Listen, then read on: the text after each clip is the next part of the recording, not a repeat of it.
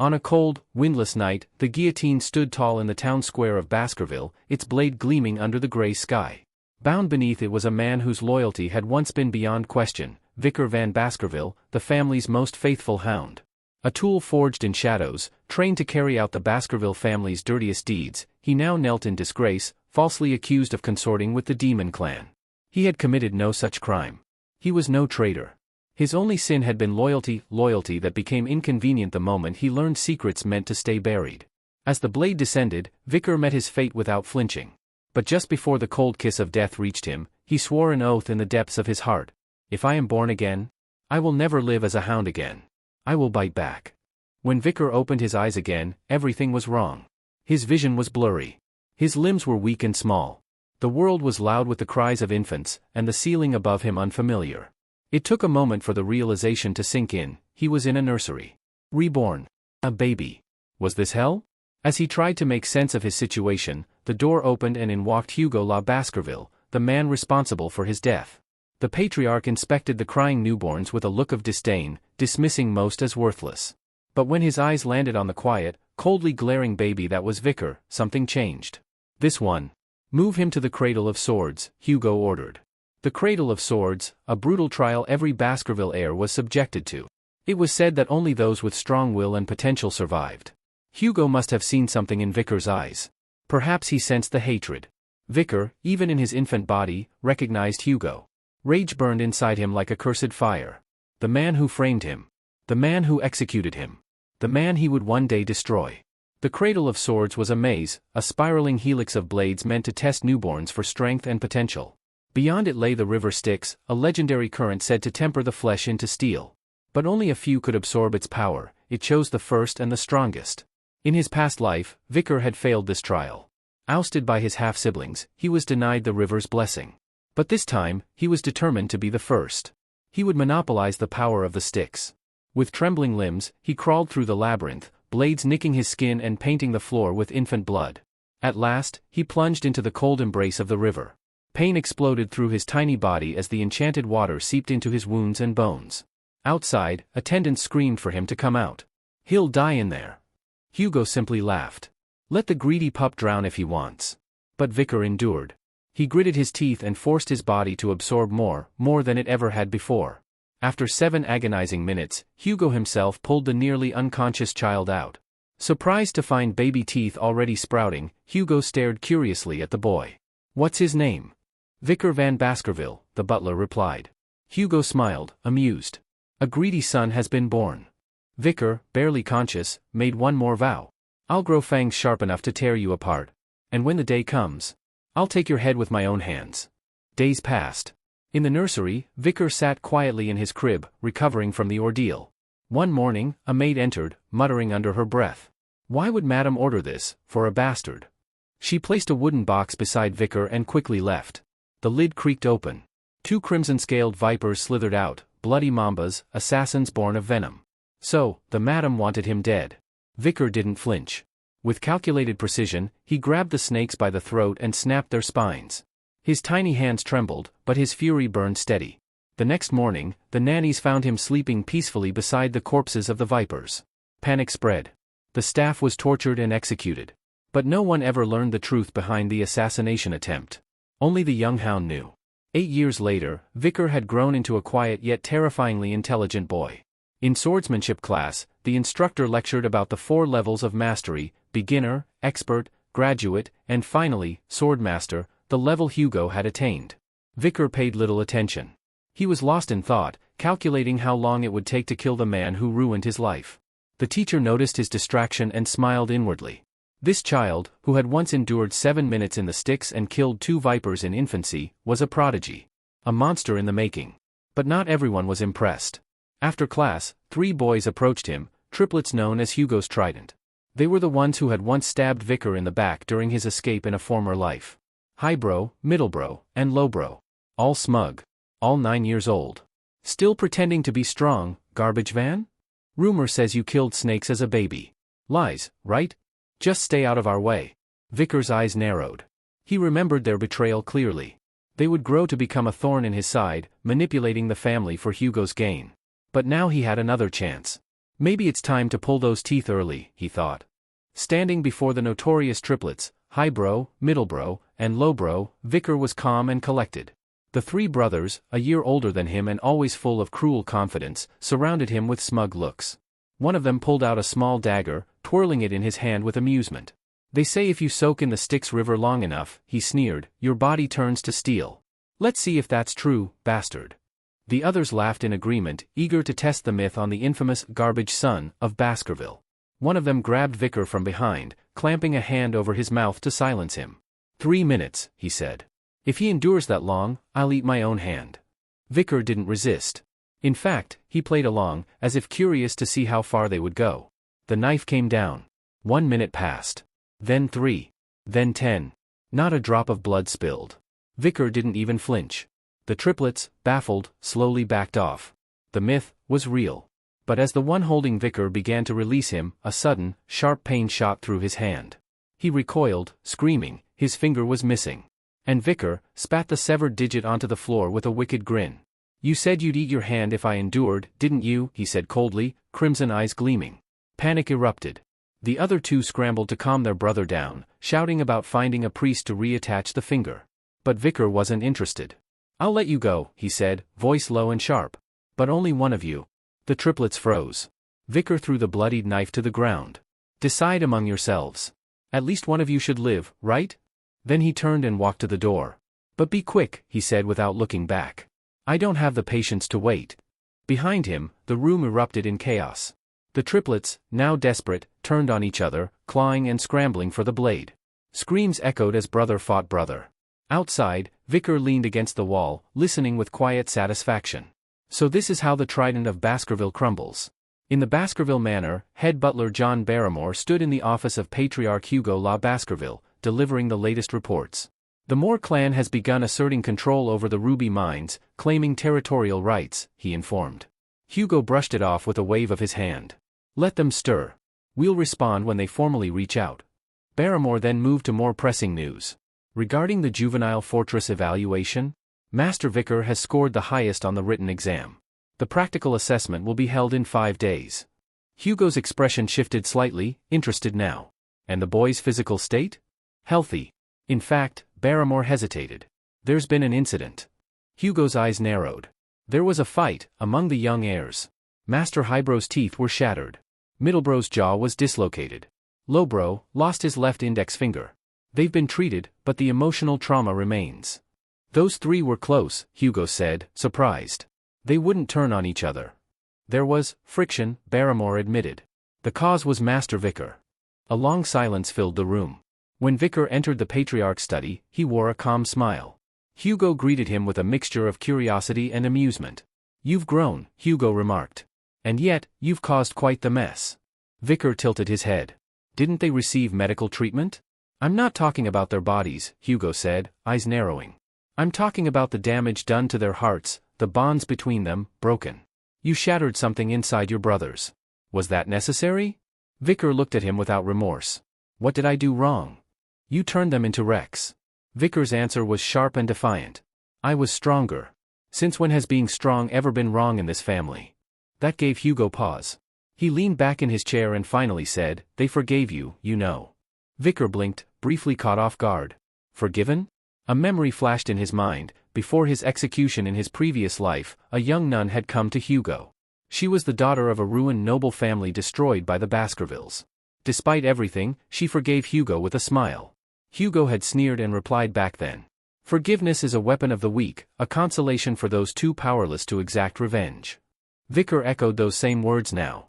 Forgiveness is a shield for those without strength. I am not one of them. For a long moment, Hugo said nothing. Then, slowly, a smile tugged at his lips, and his eyes gleamed with something unsettling, approval. He turned to Barrymore. Let the boy take whatever he wants from the food storage. As much as he can carry. Thank you, Patriarch, Vicar replied smoothly. I'll take chocolates. As Vicar and Barrymore headed toward the pantry, the butler explained, these are high-grade chocolates. The Moore clan secured them with great difficulty, they're a delicacy favored by the Germain royalty. But Vicar's expression turned cold. I don't want anything processed. Barrymore blinked. Pardon? I want the raw, Vicar said, staring ahead. Not something passed through others' hands. Barrymore realized something at that moment: this child wasn't like the others. His taste wasn't for sweets or approval. It was for something much darker. Vicar requested something specific: raw cacao beans, ones that carried a rich, deep aroma. The head butler was puzzled by the strange request, but said nothing and had them fetched at once. When the dark, oblong beans were finally presented, Vicar took one between his fingers and placed it in his mouth. The bitter taste hit him instantly, but he didn't flinch. Nearby, the chef couldn't help but explain, "These are known as bloody beans. Just one of these can yield 100 liters of chocolate. Not exactly something you eat raw." The head butler watched silently as Vicar chewed the bean, the bitterness enough to make most people gag. He quietly concluded that the boy must truly love chocolate. Perhaps this was his way of hoarding large amounts for later, by consuming the source directly. The chef offered to have the beans processed and delivered to Vicar's quarters in fine chocolate form. But Vicar simply shook his head. "No. I'll take them as they are." Both the chef and the butler exchanged confused glances. His tastes, they assumed, must be eccentric, maybe even extreme. But Vicar had no interest in indulging a sweet tooth. He had no desire for the chocolate. He simply had a plan. One that involved those very beans.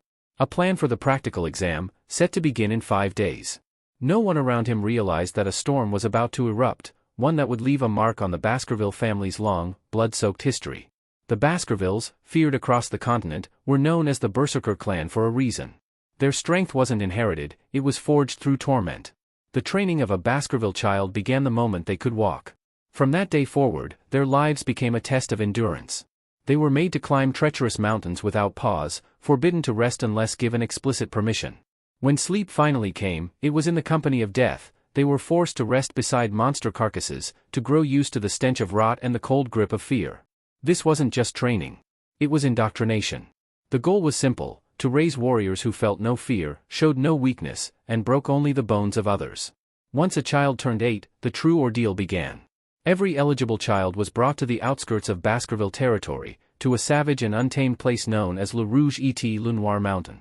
A forbidden zone brimming with bloodthirsty beasts, it was the designated battlefield for their final test.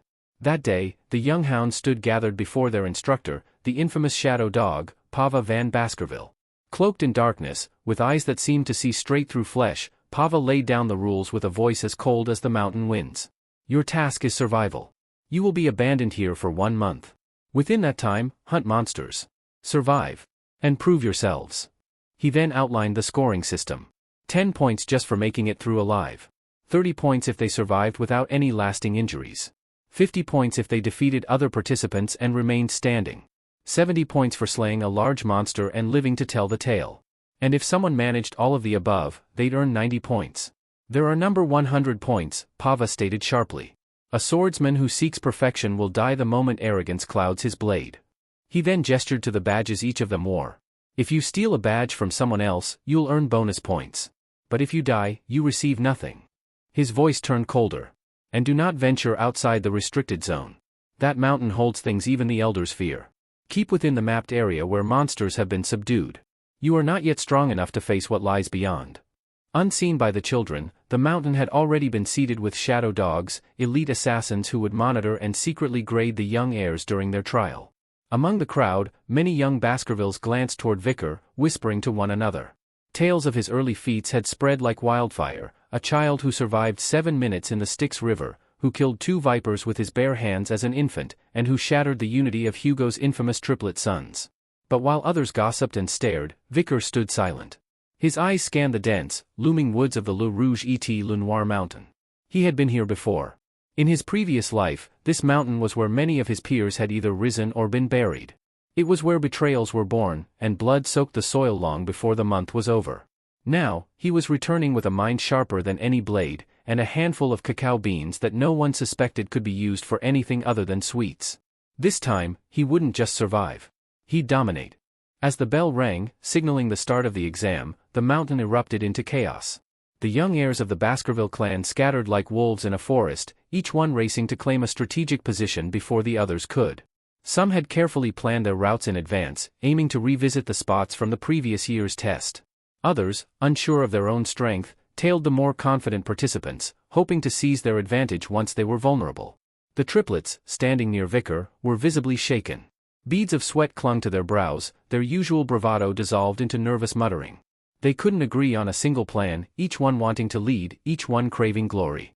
Their bickering only made them look weaker. Watching from the shadows, the instructor, Pava van Baskerville, the clan's legendary shadow dog, narrowed his eyes.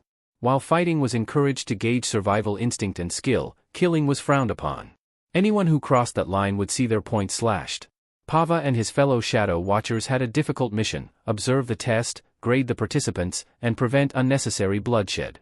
One shadow dog had been tasked with keeping an eye on Vicar, the bastard son who had drawn more attention than any other. As he trailed the boy, he noticed something odd. Vicar wasn't heading into battle like the others. Instead, he was slipping into a forbidden zone at the far edge of the examination field. The shadow agent's curiosity piqued. Was this the famed prodigy who'd made waves since infancy? Vicar stopped beneath a massive tree, surveying the area with calm precision. He tested the softness of the earth, considered the canopy above, then nodded to himself. It would make an ideal temporary base. While the other participants rushed to hunt and clash, Vicar calmly began gathering sticks, crafting tools, and practicing sword motions with a wooden branch. Later that day, he laid under the tree and drifted into sleep. The hidden observer grew restless. Hours passed, and Vicar hadn't so much as drawn a weapon in combat. The shadow began to doubt the boy's reputation. Was this just another clever slacker hoping to hide his way to survival? Disappointed, the shadow finally left to find someone more active. The moment his presence faded, Vicar's lips curled into a grin. At last, he whispered to himself, "I can finally work."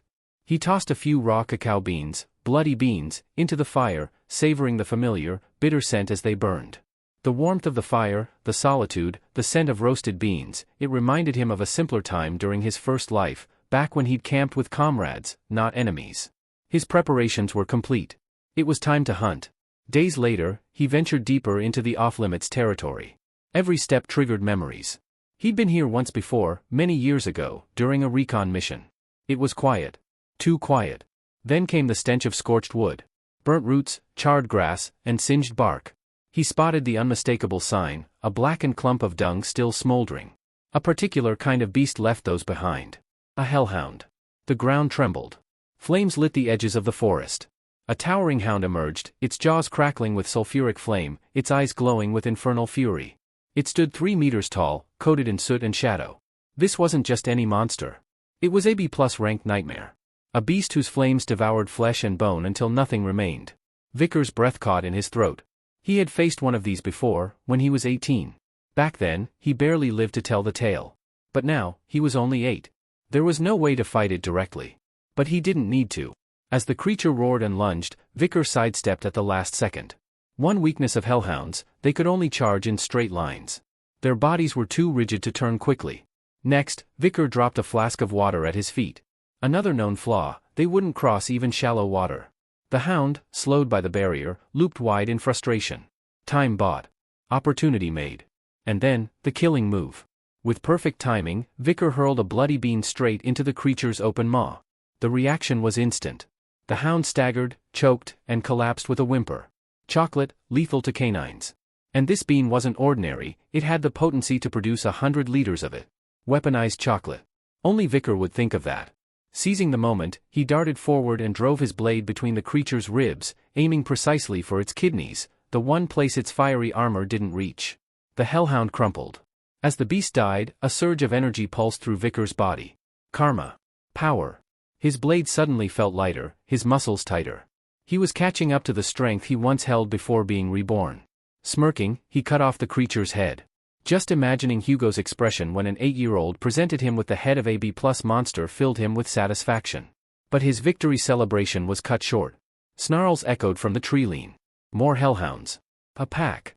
They circled him, eyes burning with rage and grief, drawn by the scent of their fallen kin.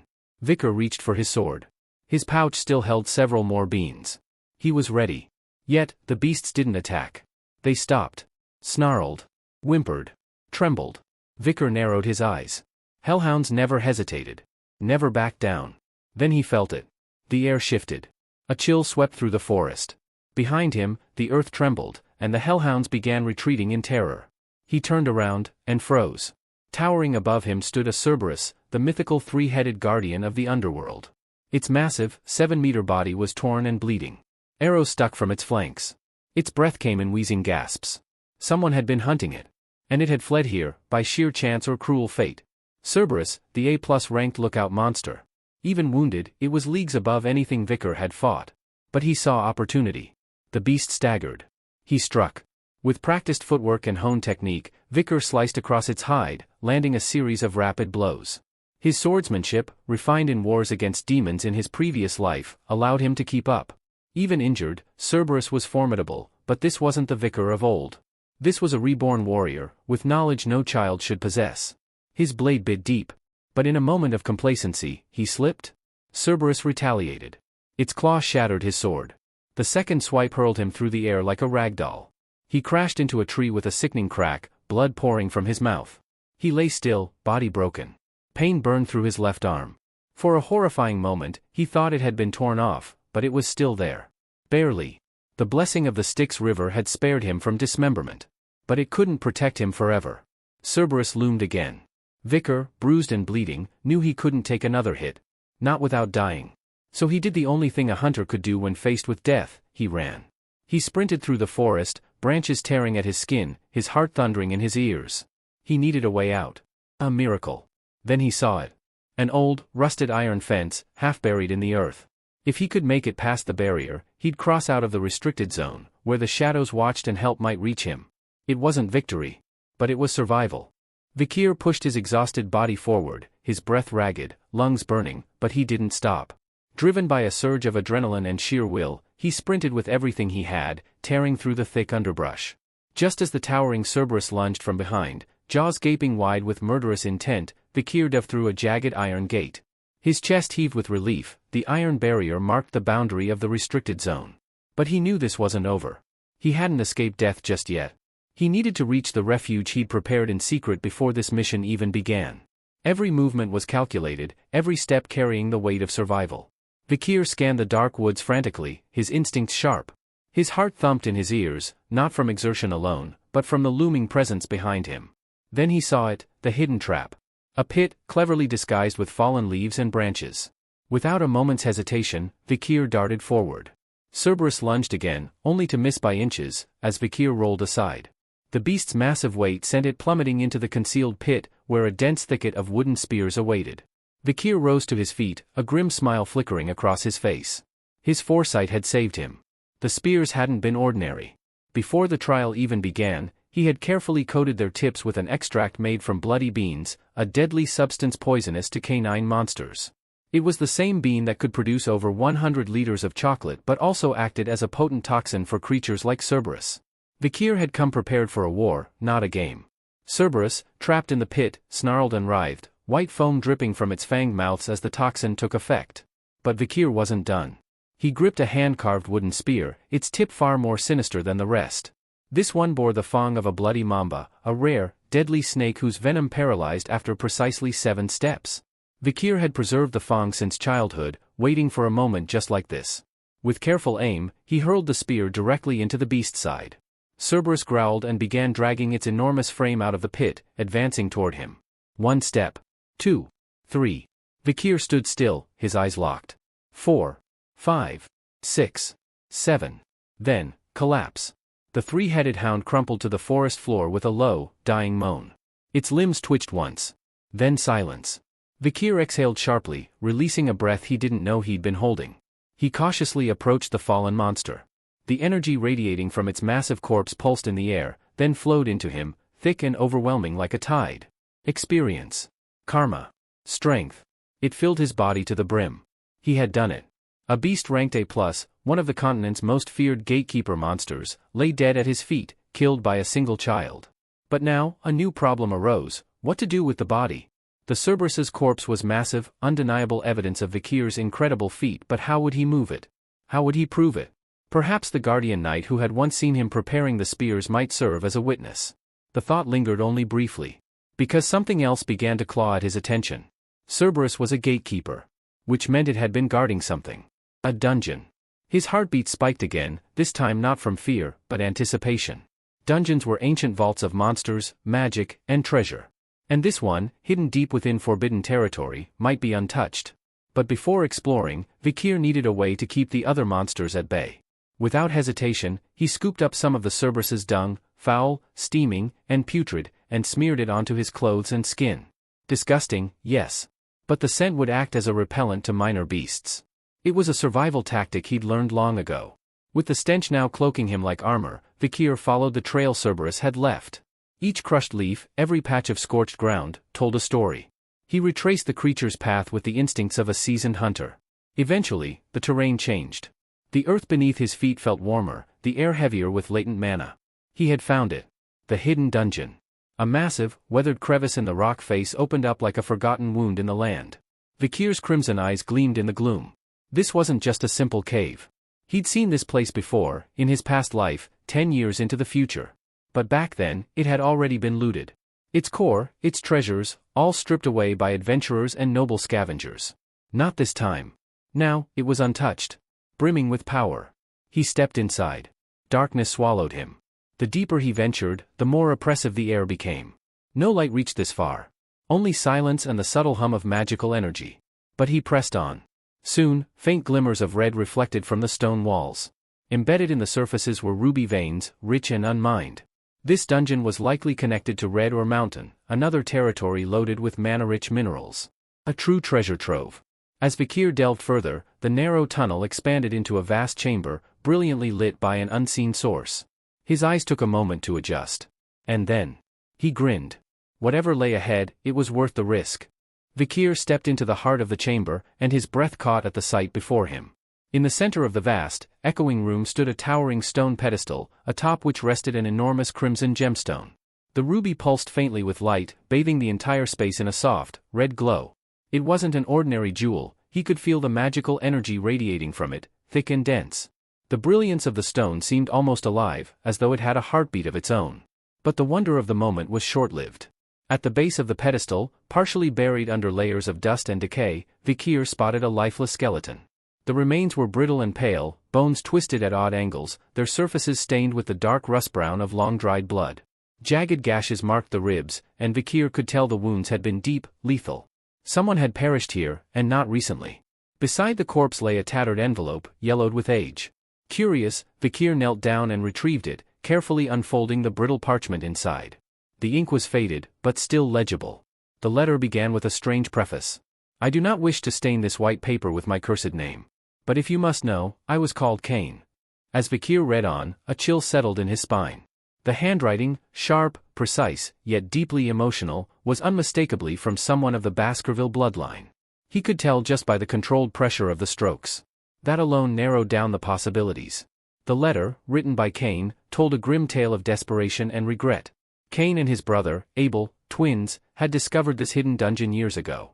It had long been whispered about among the older generations of the Baskerville family, a forbidden, stone chamber, said to house a treasure of unimaginable value.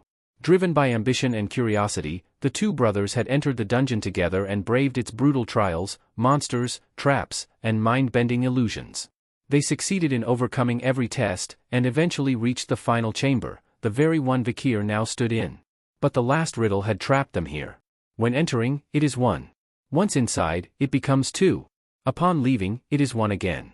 Cain wrote that they had agonized over the meaning for years, 3 whole years, trapped, slowly starving, their bodies deteriorating while their minds teetered on the edge of madness. They came to a haunting conclusion: since they were twins, born from one womb but now two separate beings, only one could be allowed to exist to leave with the treasure. In desperation, Cain had killed Abel. He had taken his brother's life, believing that by doing so, he would satisfy the condition of becoming one again. But the treasure did not reveal itself. Nothing happened. No hidden path. No magic light. No reward. Just silence. In the letter's final passages, Cain's words grew bitter and sorrowful. There is no treasure in this place. Only torment. Only regret. Turn back. Leave this cursed chamber before it breaks you too. Vikir slowly folded the letter again and placed it beside the skeletal remains. He sat there for a while, staring at the ruby's glow. His mind was whirling. Unlike Cain, he didn't have a twin. He wasn't, too. So why had the chamber accepted him? Why had the riddle remained unchanged? He muttered the riddle aloud once more, his voice barely above a whisper. When entering, it is one, once inside, it becomes two, and when leaving, it is one again. Cain and Abel had believed it referred to themselves, that one had to kill the other. But Vikir felt deep down that they had misunderstood something crucial. He stood and walked around the chamber, slowly examining every carving, every crack in the stone. His eyes lingered on the ruby at the center. Could the two mean something else entirely? Was it symbolic? Physical? He clenched his fists, frustrated but focused. There was always a solution. He refused to believe the dungeon was unbeatable. There was no such thing. Vikir turned back toward the remains, his gaze intense. He would not die here. And he would not repeat Cain's mistake. A sudden spark ignited in Vikir's mind, an insight that cut through the cloud of confusion like lightning. Reflecting on the tragic fate of Cain and Abel, he realized their downfall had stemmed from a fundamental flaw in their thinking. They had interpreted the riddle too literally, bound by the idea that they were two separate beings who needed to become one.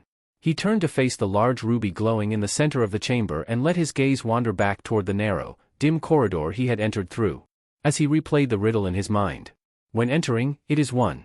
Once inside, it becomes two. When leaving, it is one again. It all clicked into place. It's not about people, Vikir murmured, walking toward the ruby. It's about the self, about perception. About light and darkness. He stepped into the center of the chamber, where the ruby's magical illumination fell directly on him. There, cast across the stone floor, was his shadow, sharp and distinct. When I entered, I was one, he muttered, eyes following his silhouette. But when light reveals my shadow, I become two. He now understood. The riddle wasn't about a pair of individuals, but the transformation of the self under light. The two was simply the person and their shadow. And when that light was removed, the shadow would vanish, leaving one once more. His eyes narrowed. The shadow, that's the answer. With calm resolve, Vikir reached out and shattered the ruby with a single strike of his fist. A blinding light burst forth as the gemstone cracked, momentarily filling the room with a radiant glow. As the light died down, the chamber trembled. The floor split apart to reveal a hidden vault beneath, slowly lifting a pedestal from the ground. Upon it rested a weapon that made Vikir's heart skip a beat. A sword, ominous and wicked, its presence alone enough to make the air feel heavier. Black as pitch, it radiated a corrupted, pulsating aura. Dark mist clung to its blade like oil in water. Vikir stepped forward cautiously, his instincts screaming that what stood before him was not merely a weapon, but a curse wrapped in steel. Carved into the obsidian pedestal were words written in an ancient tongue. He translated them silently. Only one who carries the blood of Baskerville may claim Beelzebub. His breath hitched. Beelzebub? Vikir whispered in disbelief. The name clawed at the corners of his memory, dredging up stories from long ago, half-believed fairy tales read in the dim candlelight of his childhood. He remembered the gluttonous fly, the harbinger of famine, one of the mythical 7 calamities, the devil's holy constellations.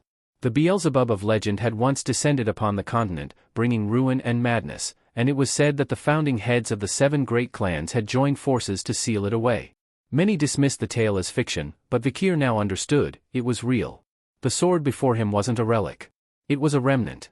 A cursed weapon forged from the remains of a calamity. He gritted his teeth.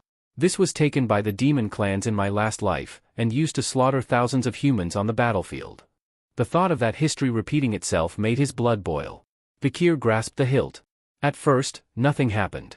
Then, like a coiling snake, something cold and vile slithered up his arm. He gasped, eyes widening as dark energy surged into his palm. The sword melted into black vapor and vanished, only to reappear seconds later, fused with his very body. A black pattern spread across his arm like branded veins. When he extended his hand, the sword emerged instantly from within his flesh, like it had always belonged there. The power that coursed through him was intoxicating. Beelzebub was no ordinary blade, it was alive. And it had chosen him. Vikir stared at it in awe. A weapon born from a devil's corpse, he muttered. No wonder it feels like it's devouring the air around me. A grin crept across his face. With a tool like this, the strength he could achieve in this life would far surpass what he had known before. The road to vengeance and dominance had just gained a dangerous new ally. Satisfied that the dungeon held no further secrets, Vikir turned to leave, but as he stepped back toward the surface, something shifted within him.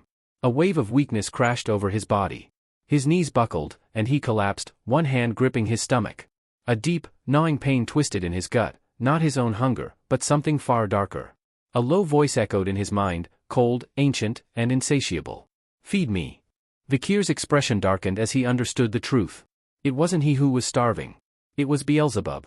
And the sword's hunger had only just begun. A peculiar sensation prickled at Vikir's senses. His nose twitched involuntarily, picking up faint, distant scents that had never been detectable before. He wondered for a moment if his sense of smell had evolved, perhaps influenced by his bond with the demonic weapon now fused to his arm. Just then, Beelzebub, the cursed sword, tugged at him. Though it had no voice, its will was strong, pulling Vikir's arm forward like an eager child. Startled yet intrigued, Vikir allowed himself to be guided, racing through the forest under Beelzebub's invisible pull. The trail led him back to a place he had visited before. He stopped abruptly. There, lying cold and still, was the body of the hellhound he had slain earlier. Vikir's eyes narrowed in curiosity. Beelzebub began to hum softly, a low vibration traveling up his arm. As he raised the sword, its hunger became palpable. Without hesitation, the blade extended toward the corpse. The moment it touched the carcass, Beelzebub pulsed violently and began absorbing the blood left within the creature's body. Vikir watched, both fascinated and disturbed, as the sword fed greedily, its hunger temporarily quelled with each pulse of crimson energy. A strange thought crossed his mind: had Beelzebub's unquenchable thirst caused the land itself to wither? He'd noticed how the mountain soil nearby had become brittle and dry. Was the sword leeching not just life but vitality from its surroundings? The sword's devouring slowed, and with a contented hum, it fell still. Vikir glanced at it. "So that's how you feed," he murmured, frustration flickering across his expression. Beelzebub's appetite was both a gift and a burden. The silence was broken by a cheerful, almost childlike cry from the sword, as if it had just finished a satisfying meal. Now that the weapon was calm, Vikir took the opportunity to examine its abilities. He looked at the 3 dark slots embedded into the blade's spine, each one gradually glowing as it filled. The sword's innate skill, glutton of flies, allowed it to absorb the abilities of enemies it killed. A terrifying gift in the hands of a skilled warrior. Though it could absorb endlessly, only 3 abilities could be equipped at once. Vikir checked the first slot.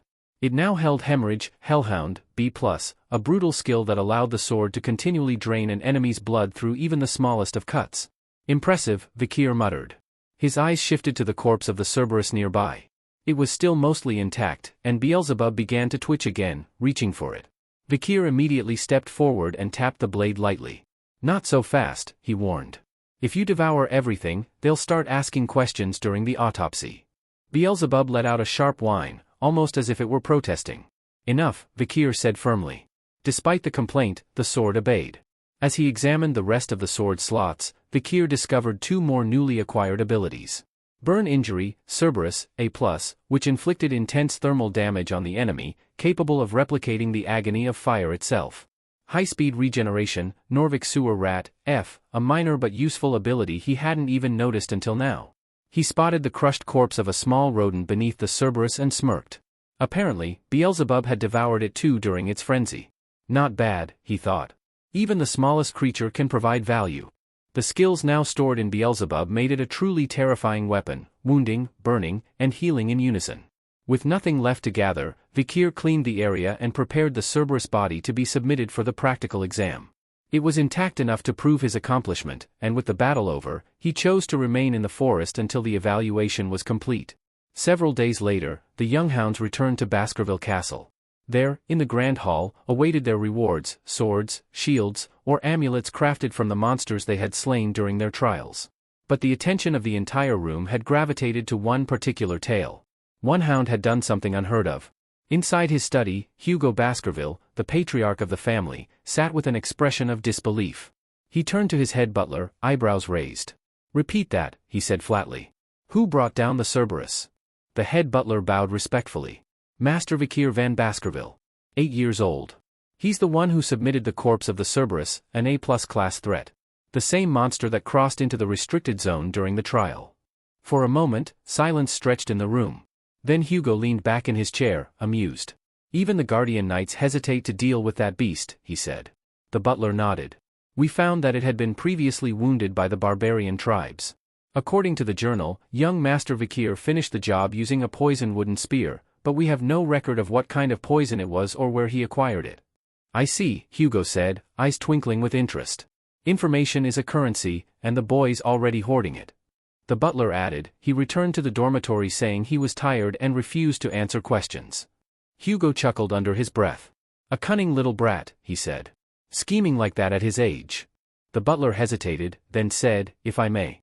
I find it surprising that such talent comes from someone bearing the name Van rather than La."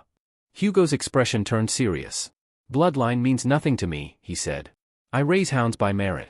If a mutt outpaces a purebred, then so be it." The butler bowed again. Understood, sir. But beneath the patriarch's calm exterior, a shadow of thought passed. His second son was entering isolation training soon, one of the most dangerous and sacred rites in the family. Would the rising star named Vikir upset the balance of expectations? He didn't voice the thought, but the idea lingered. The boy who brought down a Cerberus might be more than just a prodigy. The head butler quickly bowed his head, murmuring a quiet apology for overstepping, though he kept his true thoughts to himself. Hugo merely waved a hand to dismiss it with a dry chuckle, saying, "Forget it. What I need now is something, or someone, to lift my mood." The butler, catching the hint, nodded. "I'll summon Master Vikir." Soon after, Vikir stood before Hugo Baskerville, calm and composed. Despite being in the presence of the fearsome patriarch of the clan, the boy betrayed no hint of anxiety. His back was straight, his eyes clear. Hugo regarded the child curiously. "So," he began, "how exactly did you manage to bring down the Cerberus during the trial?" Without hesitation, Vikir answered, "I poisoned the wooden spear with chocolate. It's toxic to canine-type monsters." The response was so matter-of-fact, so relaxed, that Hugo blinked in surprise. A small smile crept onto his face as he recalled the boy's earlier request for chocolate before the practical exam. So that was his plan all along. Standing nearby, the head butler was left stunned, not only by Vikir's answer, but by the strange lack of traditional greetings or formal respect exchanged between father and son. It didn't feel like a conversation between a subordinate and the patriarch. No, this felt like a negotiation between equals. Hugo continued, his curiosity piqued. "And why didn't you explain yourself to the butler earlier when he asked about the hunt?" Vikir didn't hesitate. "Because he's not my master." Raising an eyebrow, Hugo asked dryly, "Then who do you consider your master?" "I serve the clan," Vikir replied simply. "Whoever leads the clan is my master." A satisfied grin tugged at Hugo's lips. He leaned back in his chair, clearly entertained by the boy's boldness. "Well said. As a reward for your performance in the trial, the Cerberus corpse is yours to claim. And as the top scorer, you've earned the right to make a wish." Vikir's eyes lit up. He already knew what he wanted. With unwavering clarity, he declared, "I want access to the 10,000 epistle library." The entire room went still. Hugo leaned forward, visibly intrigued by the boy's unusual request. The 10,000 epistle library was a sacred vault of knowledge, one of the most heavily guarded libraries in the Empire, situated at the heart of the Baskerville estate. "That's a tall request," Hugo remarked. "Only the patriarch, the deputy head, and their direct descendants are allowed entry." Vikir remained respectful but resolute. "If it cannot be granted, I'll withdraw the request." But in his heart, he was already scheming a way to enter regardless of approval. To his surprise, Hugo gave a nod of approval. "You may enter." Vikir's breath caught in his throat. He hadn't expected to be granted permission, and yet Hugo wasn't finished.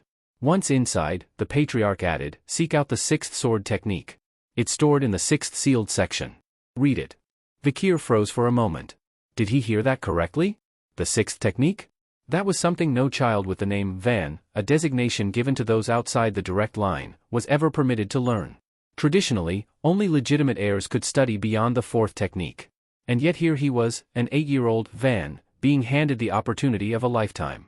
He managed to mask his emotions and nodded in thanks. But internally, his thoughts were racing. So it's come to this. Hugo himself had reached the seventh technique. Before his regression, Vikir remembered Hugo wielding the fearsome 9 Fang style in battle. And yet now, Vikir had just been handed access to the sixth step. This wasn't just an opportunity. It was a key. A key that would lead him closer to the true treasure of the clan, the Baskerville Master Text, the complete codex left behind by the clan's founding patriarch. It contained the swordsmanship that had once brought the 7 great disasters to their knees. That book. Vikir swore he would obtain it one day, and Hugo himself would be the one to hand it over. With a faint smile, Hugo dismissed him with a casual, "Good luck." Vikir gave a deep bow, thanked him quietly, and turned to leave. He has no idea what he's just given me, Vikir thought, his heart pounding with restrained excitement. But I'll make it count. The 10,000 epistle library was more vast and magnificent than he had ever imagined. It was like a maze of ancient wisdom, floor upon floor lined with forgotten knowledge. As he explored, his fingers trailed across the spines of ancient books. He read their titles aloud under his breath. Severing incisors. Grinding molars. Piercing canines. Snaggletooth that embeds twice. Wisdom fang that bends. Each of these was a technique, parts of the legendary Baskerville sword style that he had once craved to learn in his previous life. But no matter how much mana you had, or how talented you were, those with the Van title had always been barred from studying anything beyond the 4th level. It was a safeguard, one meant to keep the lower hounds loyal, unable to turn their blades against the family's true leaders. But now? Now he had been invited past that threshold. Eventually, he reached a secluded section, where a single book rested under heavy iron chains. A thick lock was bolted across its middle, as if daring someone to try opening it. He stared at it. This must be it. The 6th sword technique. Carefully, he unlocked the mechanism and opened the cover. Vikir's eyes narrowed. Of course Hugo allowed this. He probably thinks a child, an illegitimate child at that, won't be able to absorb it all in a single day. But Vikir wasn't just any child. Before his regression, he had devoured the theory behind the first 4 techniques until he could recite them backward. He had even dissected the structure of the 5th. He wasn't starting from scratch. As he read the 6th technique, the gears in his mind began to turn rapidly. And then, he saw it. A realization dawned. A connection formed. The hidden intent behind the swordplay, the gap between movement and intent, began to click into place. And Vikir smiled. He had come farther than anyone expected. And this time, he would go farther still. After channeling his aura into the 4th tooth, Vikir had made a critical mistake. He didn't cut off the flow of mana at the right moment. That small oversight might have been the reason he was unable to form the 5th tooth. The Baskerville sword style was unique in its structure. Each stage of mastery was represented by a growing number of fangs, 1 for the first technique, 2 for the second, and so on. With every progression, the user would manifest a crimson sword energy that sharpened both their weapon and their resolve. Despite being granted unprecedented access to the 6th technique, Vikir wasn't particularly interested in studying it at that moment. He hadn't come to the 10,000 epistle library just to indulge in conventional swordsmanship tomes. He was seeking something beyond that, something lost, forgotten, or hidden. Leaving behind the formal training section, Vikir exited the aisle that housed the family's official manuals. The guard station nearby blinked in surprise as he emerged so soon. "You're done already, Master Vikir?" one of them asked, stunned. "If you'd like, we can fetch more tomes from deeper inside. There are advanced sword techniques even deeper than the 6th, offered another, clearly trying to be helpful. But Vikir simply waved them off. "No need. I finished what I came for." Still baffled, the guards watched as he turned and strolled toward the far end of the Grand Library. One of them whispered, "That section's just full of miscellaneous rubbish. I'd rather dig into the deeper sword volumes if I were him." "Maybe he doesn't realize how valuable those books are," murmured the other, shaking his head. Vikir caught every word, but he didn't turn back or correct them. Let them think what they wanted. They had no idea that the so-called rubbish he was heading toward held something of far greater value than any of the officially sanctioned techniques. His eyes scanned the rows of dusty, neglected books until one spine stopped him cold. A lurking ambush. He reached for the old, frayed volume and gently pulled it free from the shelf. Its pages were brittle, many torn or barely clinging to the binding. Most would dismiss it as a damaged throwaway. But Vikir's expression turned grim with recognition. He had found the book he had been searching for. Before his regression, during his time in the Hound Squad, a single page had fallen into their hands, ripped, obscure, but unmistakably bearing the handwriting of a Baskerville ancestor. It was part of a forgotten swordsmanship manual. When Hugo, obsessed with recovering its source, had discovered that it belonged to a lurking ambush, he had gone mad trying to complete it. Vikir vividly remembered what followed. Hugo had dispatched hounds across the empire to retrieve the 6 missing pages, threatening and even waging war against the noble families who held them. Blood was spilled, lives were lost, scores of elite hounds sacrificed for the sake of mere parchment. When the final page was finally recovered, Hugo received it in silence, and then muttered only one thing. "Good job." That was it. No praise. No grief. No honor for the dead. The only reward was a muttered acknowledgement as Hugo broke past the 7th technique and eventually ascended to the 9th. But beneath that triumph lay a mountain of corpses and a river of blood. Vikir's grip tightened around the book as the memory surged. "That was a damned foolish way to live," he muttered under his breath. He couldn't let that tragedy repeat. He remembered the contents of the missing pages with perfect clarity. Even now, he could visualize each stroke, each annotation. And he understood then that his failure to progress past the 4th technique in his past life wasn't due to a lack of talent, but due to missing context. This book, in its incomplete form, was misleading. The techniques were fragmented, nonsensical. But the moment one inserted the lost pages, the moment the blanks were filled in, the entire manuscript transformed into a sublime masterpiece. Others would never see it that way. They would scoff at it, misinterpret it, ignore its secrets. But Vikir saw everything. Before his regression, he had reached the apex of aura mastery and climbed as high as the fourth technique would allow. Now, he was on a path to do it all again, and more. This time, there would be no gaps. No errors. No false steps. He set a new goal for himself. By the time he turned 15, he would reclaim every shred of power he had once lost. Time passed unnoticed as Vikir pored over the ancient book. The flickering torches dimmed. Silence settled over the library like dust. Eventually, the golden light of dawn spilled through the stained glass windows. Vikir blinked, his fingers finally releasing the aged tome. He hadn't realized the night had passed. He exhaled deeply. Not only had he found what he came for, he had memorized every word of it. And now, the path to surpassing even Hugo Baskerville lay open before him. As Vikir rose to his feet, he took a moment to observe his surroundings. The library was still and empty, the guardian knights who usually kept a watchful eye were nowhere to be seen. Realizing he was alone, he allowed himself a moment of calm reflection. He knew that his current body, young and underdeveloped, couldn't yet bear the strain of manifesting all 10 Baskerville fangs. But that wasn't his goal, at least not yet. What he sought now was to conquer the elusive fifth technique, something he had failed to grasp in his past life despite decades of effort. Focusing his breath and centering his mana, Vikir stepped before one of the imaginary statues he created standing silently within the vast halls of the library. A look of firm resolve crossed his face as he raised his hand, channeling all the power he could muster into his strikes. He began with the foundational moves, executing the first technique with precision, followed seamlessly by the second, third, and fourth. Each swing brought sharper strength, more fluid control. The room echoed with the crack of sword energy as he struck again and again. With every blow, fragments of his past returned to him. He remembered the countless hours he had dedicated to reaching the peak of graduate-level aura in his former life. Yet, no matter how hard he trained, the more advanced sword arts had remained locked behind prejudice and bloodlines. As an illegitimate child, he had been cast aside, denied the privilege of advancing beyond the fourth technique. That bitter truth had haunted him. But now, reborn with the wisdom of his previous life, he wasn't going to be held back again. Rage and determination surged in his veins as he unleashed his blade, visualizing Hugo's face engraved into the stone of the training statue. With a final, powerful strike, he cleaved clean through the stone, sending shards scattering. Had he done it? A strange warmth began to spread through his chest, rising to his throat. It was a burning sensation, hot, overwhelming, and alive. A smile crept across his lips, trembling slightly as he clenched his fists. For a brief moment, he felt as though tears might come. He had done it. He had manifested the fifth tooth. As if confirming this, he felt a painful yet exhilarating shift in his jaw. His canine tooth had begun to extend, symbolic of his growth as a hound. In Baskerville tradition, the fangs only grew sharper and longer when aimed at one's master. This alone was proof of his rapid advancement. He glanced at the mana now flowing inside him, no longer a crude solid but a dense, fluid energy, an unmistakable sign that he had ascended to the level of a graduate aura user. Something that had taken him 30 years in his previous life, he had now achieved at just 8 years old.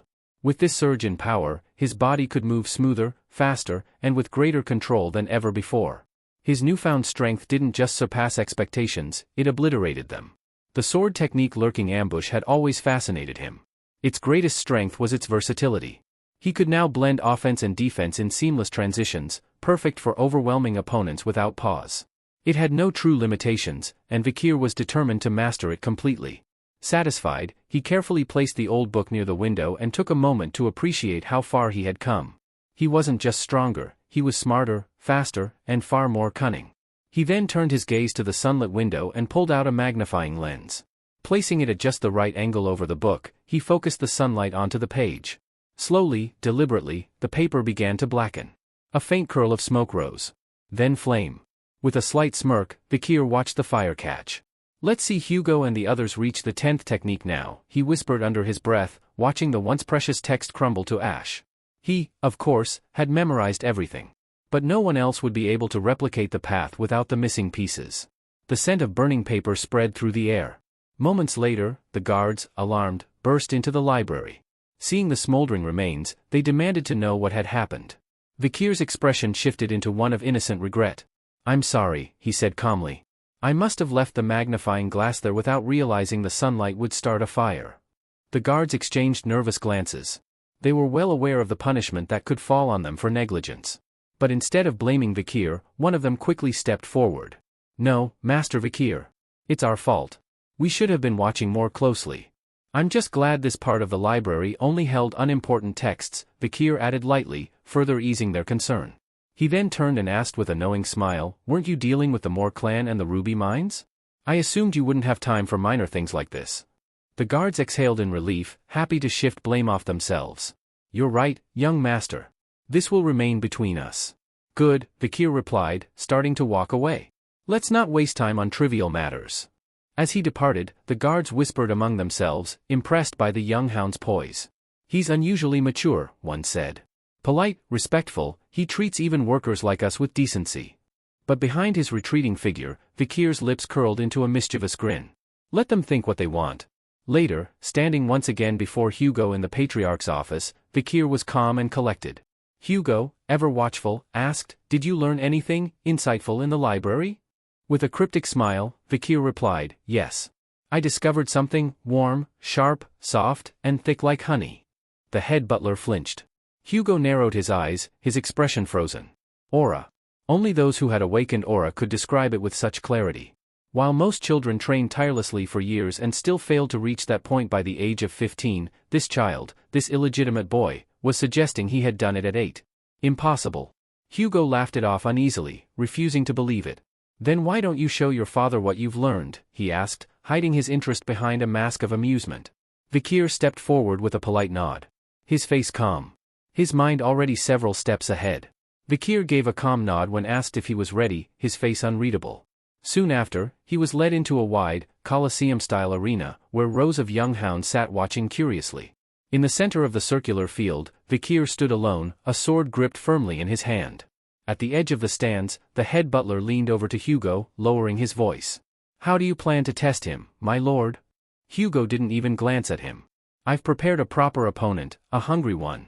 Let's see what he's learned. The head butler blinked. You're releasing a monster? With a faint smile, Hugo replied, a lively one. Let's make this interesting. A heavy gate creaked open in front of Vikir, and a group of guards led in a chained beast. It was an orc, massive, muscular, its green skin stretched over bulging arms, its tusks glinting under the sunlight. The creature growled, its wild eyes scanning the arena as if measuring each onlooker. The audience erupted in hushed murmurs. Some of the young hounds exchanged startled looks. Isn't that too much for a kid? Is he really fighting that alone? They'll have to step in before it gets ugly, right? The tension in the Colosseum grew, but Vikir remained unmoved, his posture relaxed, his expression cool. Hugo raised his hand. The chains were unfastened. With a thunderous roar, the orc lunged at Vikir like a charging bull. Dust flew, and the ground trembled under its weight. But Vikir didn't flinch. He waited, judging the distance, calculating the angle, and in a flash, he moved. One clean swing. A severed arm hit the ground. The Colosseum went silent. Even the orc froze for a heartbeat, staring in confusion at the bloody stump where its arm had been. Before it could react, Vikir spun again, slashing down with flawless precision. Its leg came off. The beast howled in agony, toppling to the ground. The audience could barely process what they'd just witnessed. Gasps broke out. Eyes widened in disbelief. Whispers filled the air. How had an 8-year-old moved with such speed? Such decisiveness? And yet, Vikir looked almost bored as he analyzed his handiwork. He knew what was happening. The orc was panicking, not just from pain, but because it couldn't regenerate. Its C-rank healing abilities were being overwhelmed by the B-class hemorrhaging effect of the Hellhound ability embedded in Vikir's sword. Even the most resilient creatures couldn't recover from that kind of internal bleeding. From his elevated seat, Hugo observed everything in silence. His expression remained unreadable, his gaze sharp. Vikir met his father's eyes. He knew what Hugo was truly waiting for. So, without a word, Vikir activated what he had been hiding. His sword began to shimmer. It wasn't mere swordsmanship now, his blade was glowing, wrapped in a vivid red aura. The head butler stood abruptly. That's an aura blade. Low-class sword expert level. The other hounds stared in disbelief. In a flash, Vikir dashed forward. The fallen orc, struggling to rise, didn't stand a chance. A single strike. Its head rolled across the floor. The arena was still. Then, slowly, whispers turned to stunned silence. The young spectators were frozen, their jaws slack. He used aura. He's only 8. Even the head butler, normally composed, turned to Hugo, voice trembling with awe. My lord, we've just witnessed the emergence of a once-in-a-century genius. I doubt any house in the entire empire could compare. Hugo, however, was less impressed. His eyes drifted to the orc's lifeless body, and he noticed something odd: the creature's blood still flowed freely. He only won because the orc was already weak, Hugo said quietly, almost as if trying to reassure himself. But then, a voice reached him. Vikir's. With the same calm tone he always used, Vikir turned to face his father and asked, "Is there anything stronger?" The Colosseum stirred again. The hounds were stunned once more. He was asking for another opponent? A stronger one? They couldn't believe what they were hearing. But for Vikir, this wasn't about arrogance. He had a clear purpose. He wanted Hugo to acknowledge him. He wanted everyone to see the difference in him. And most of all, he wanted to prove that he no longer stood beneath anyone. Not even his father. Vikir had his reasons for wanting to face a tougher opponent. He wasn't just seeking thrills, he was after recognition.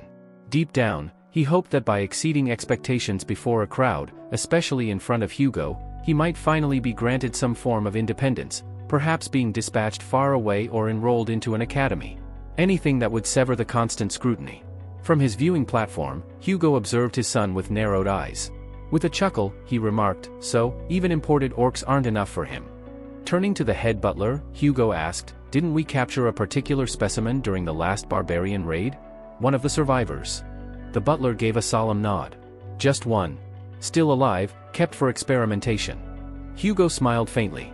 "Then bring it in." The murmur of the crowd grew as armored guards began dragging something colossal into the arena. Chains clinked against the stone floor as a towering troll, nearly twice Vikir's height, entered the Colosseum.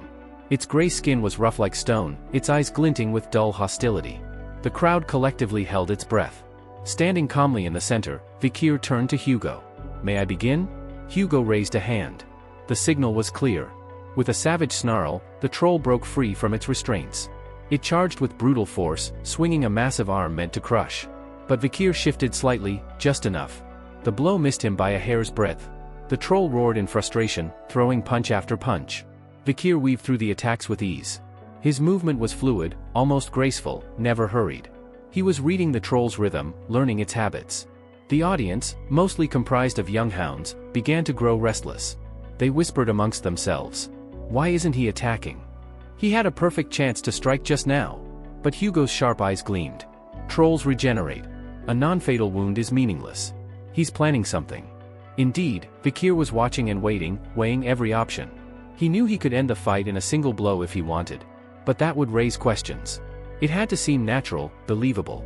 He couldn't afford to reveal everything. Not yet. Then, the moment came. As the troll roared and lunged forward again, Vikir ducked low, his blade flashing toward the creature's shoulder. A brutal gash nearly severed the troll's arm. Gasps echoed throughout the Colosseum. But the wound began to seal. The audience, stunned, watched in disbelief as the troll's flesh reknit itself. Vikir clicked his tongue in irritation. Only a skill like hemorrhage from the hellhound could stop that regeneration. But using it openly would give away too much. Still, the fight was dragging. From the observation deck, Hugo called out, "That's enough. Don't push it further." But Vikir didn't look back. "I'm close," he replied. "If I can't end it with the next strike, I'll stop." The troll snarled, furious and relentless, charging once more. Vikir remained still, calculating. He had made up his mind. This wasn't just about winning, it was about staging a breakthrough. Showing what appeared to be a sudden evolution in battle, an epiphany earned through pressure. A bright red glow enveloped his blade as he focused his aura.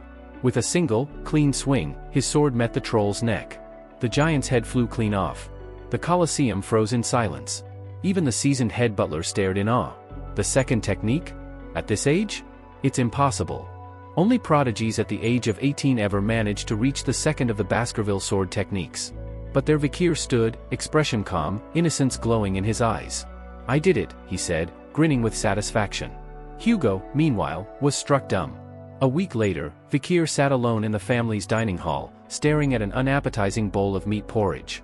He picked at the meal absent-mindedly. No one sat near him. That didn't surprise him. Within the Baskerville clan, power dictated everything. Now that he had proven himself capable of felling monsters beyond his years, the others regarded him with wary distance.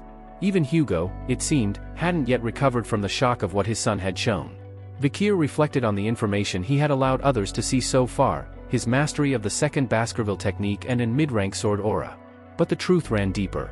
He was, in reality, already a low-tier graduate swordsman, someone who had barely begun drawing the fifth tooth of Baskerville swordsmanship. And with the regenerative ability he'd absorbed from the troll, rated C+, his physical recovery had shot through the roof. He'd also noticed another side effect. He was eating more. Much more. The cost of maintaining Beelzebub's third ability, rapid regeneration, was clear. The sword constantly hungered. And now, so did he. As he stirred the tasteless porridge, deep in thought, three familiar figures approached him from behind. The triplets. Vikir tensed, frowning slightly. He really wasn't in the mood to deal with them again. Choosing to ignore them, Vikir returned his attention to his meal, continuing to eat without acknowledging the triplets hovering nearby. But instead of pestering him, the three unexpectedly blurted out their reason for approaching, telling him how incredible they thought he was for taking down both the Cerberus and the troll. The sudden praise caught Vikir off guard. So much so that he choked on his spoonful of porridge, coughing and spluttering in surprise. The triplets quickly leaned forward in concern, asking if he was all right. But Vikir narrowed his eyes, his instincts kicking in. In a family like Baskerville's, compliments often hid daggers. He suspected there was some hidden scheme or manipulation behind their sudden flattery. Maybe they were trying out some sort of sycophantic trick, or using subtle psychological tactics to gain favor. He briefly considered knocking some sense into them, but before any plan could be set in motion, a familiar and authoritative voice called his name. Vikir turned to find Barrymore, the head butler, standing behind him. "What brings you here?" Vikir asked, straightening up slightly. "The Patriarch wishes to see you," Barrymore replied with a firm but respectful tone. "At once." In the Baskerville Patriarch's private chamber, Hugo sat behind his grand desk, composed and impassive as the heavy door creaked open. A man stepped through and offered a courteous bow. It was Adolphe Morgue, the acting Patriarch of the Morgue family. "It's been some time," Adolphe greeted. "Indeed," Hugo replied with the formality of a man sizing up an opponent more than welcoming a guest. Adolphe smiled diplomatically. "I hope this year's joint training concludes without any complications." Hugo let out a soft scoff. "It always does." Adolphe, however, wasn't ready to let things slide so easily. "Let's not forget the incident from last year, when both our sides suffered injuries. A child from each family ended up hospitalized." Hugo waved the concern away with a flick of his hand. "Flesh wounds. The Morguers tend to overreact." Adolphe's smile thinned. "Perhaps. But nobility raises children differently. We value dignity as much as discipline." Once, the two families had stood in harmony, Baskerville with their ironclad swordsmanship, and Morgue with their ancient magical heritage. Under the late Emperor's decree that the sword and the spell must never be at odds, both clans had been compelled to cooperate through annual joint training for their children aged 8 to 15. But that fragile peace fractured when a ruby mine was discovered along their disputed borders. The ensuing quarrels turned violent, with blood spilled and accusations hurled.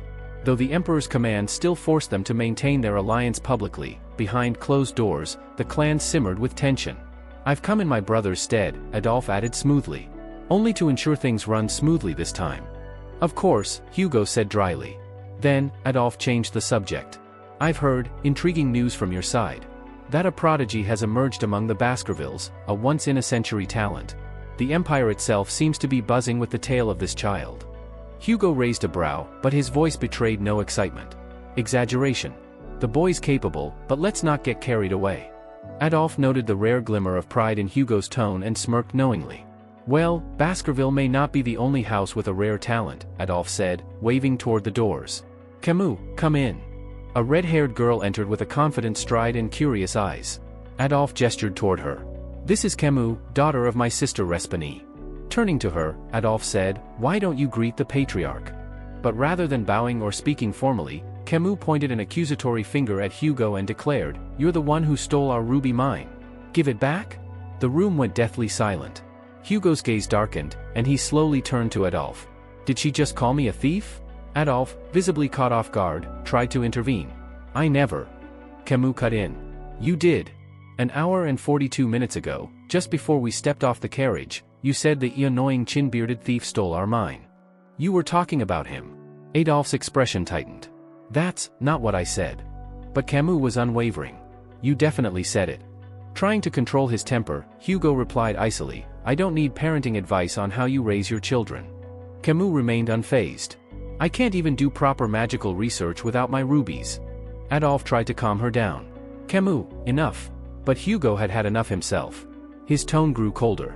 "I see the Morgues don't teach etiquette to their next generation." Adolphe crossed his arms. And what do you plan to do about it, Baskerville? Threaten an 8-year-old? You'd go that far? Hugo froze. His pride wouldn't allow him to rise to that bait. But the tension in the room crackled. Then, a new voice spoke.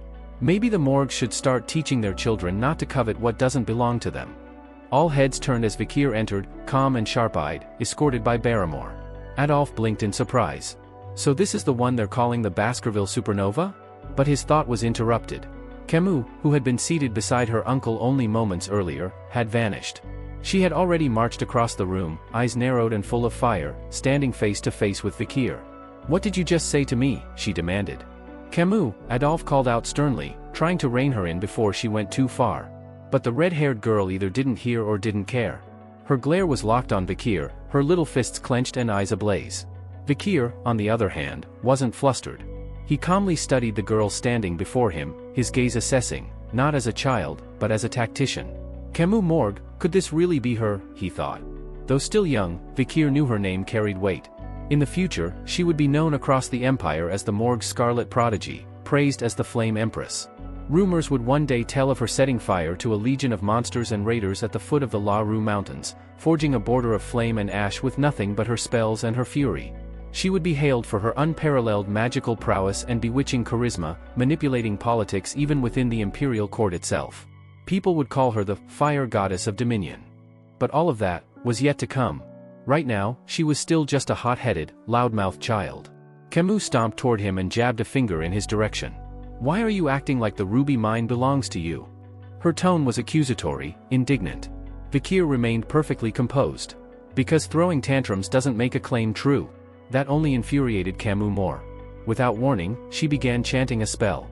Everyone in the room tensed up, expecting an offensive blast. But instead of an attack, a glistening structure formed between her hands. A sculpture of pure ice emerged in the air, a model of the mountain range, carefully shaped with magical precision. Even Vikir, prepared for combat, blinked in mild surprise. Instead of firing a spell, she was about to present her argument visually. She gestured to the crystalline terrain she had conjured, tapping a spot with her finger. This is the entrance to the mine, clearly within Morgue territory. Then she pointed deeper into the model. But the mineral vein travels underground into Baskerville land, creating the disputed zone. Camus raised her chin with pride. We call it the Joint Security Area. While the entrance is ours, the Baskervilles deny our access to what lies beneath, despite us offering to pay rent. Hugo frowned, his fingers drumming the arm of his chair. Rent, he muttered, clearly unimpressed. Adolphe looked rather pleased with Camus' presentation, but Hugo's mood soured quickly. Your people offered a handful of copper coins for land that's worth gold, Hugo said dismissively. And expected us to cheer while you mined it dry? Vikir then added casually, rubies are valuable, for magic. Not for us. But don't expect us to be naive enough to let others profit off our soil. Camus frowned. If you don't want the rubies, then why not accept the rent? Isn't it better than letting the mine sit unused? Vikir gave her a knowing look. We don't care about the rubies. What we care about is keeping people like you out. His voice was calm, but the implication was sharp.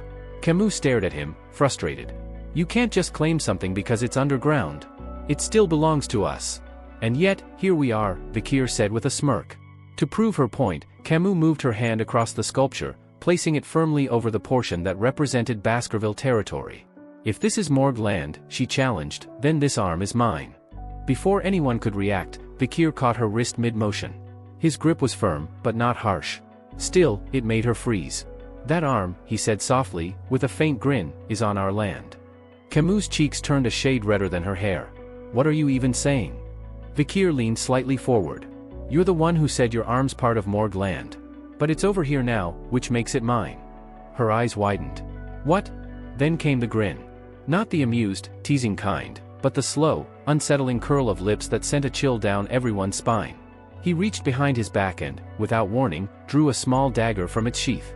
The room fell into stunned silence. Camus flinched. Adolphe's hand instinctively moved to his side.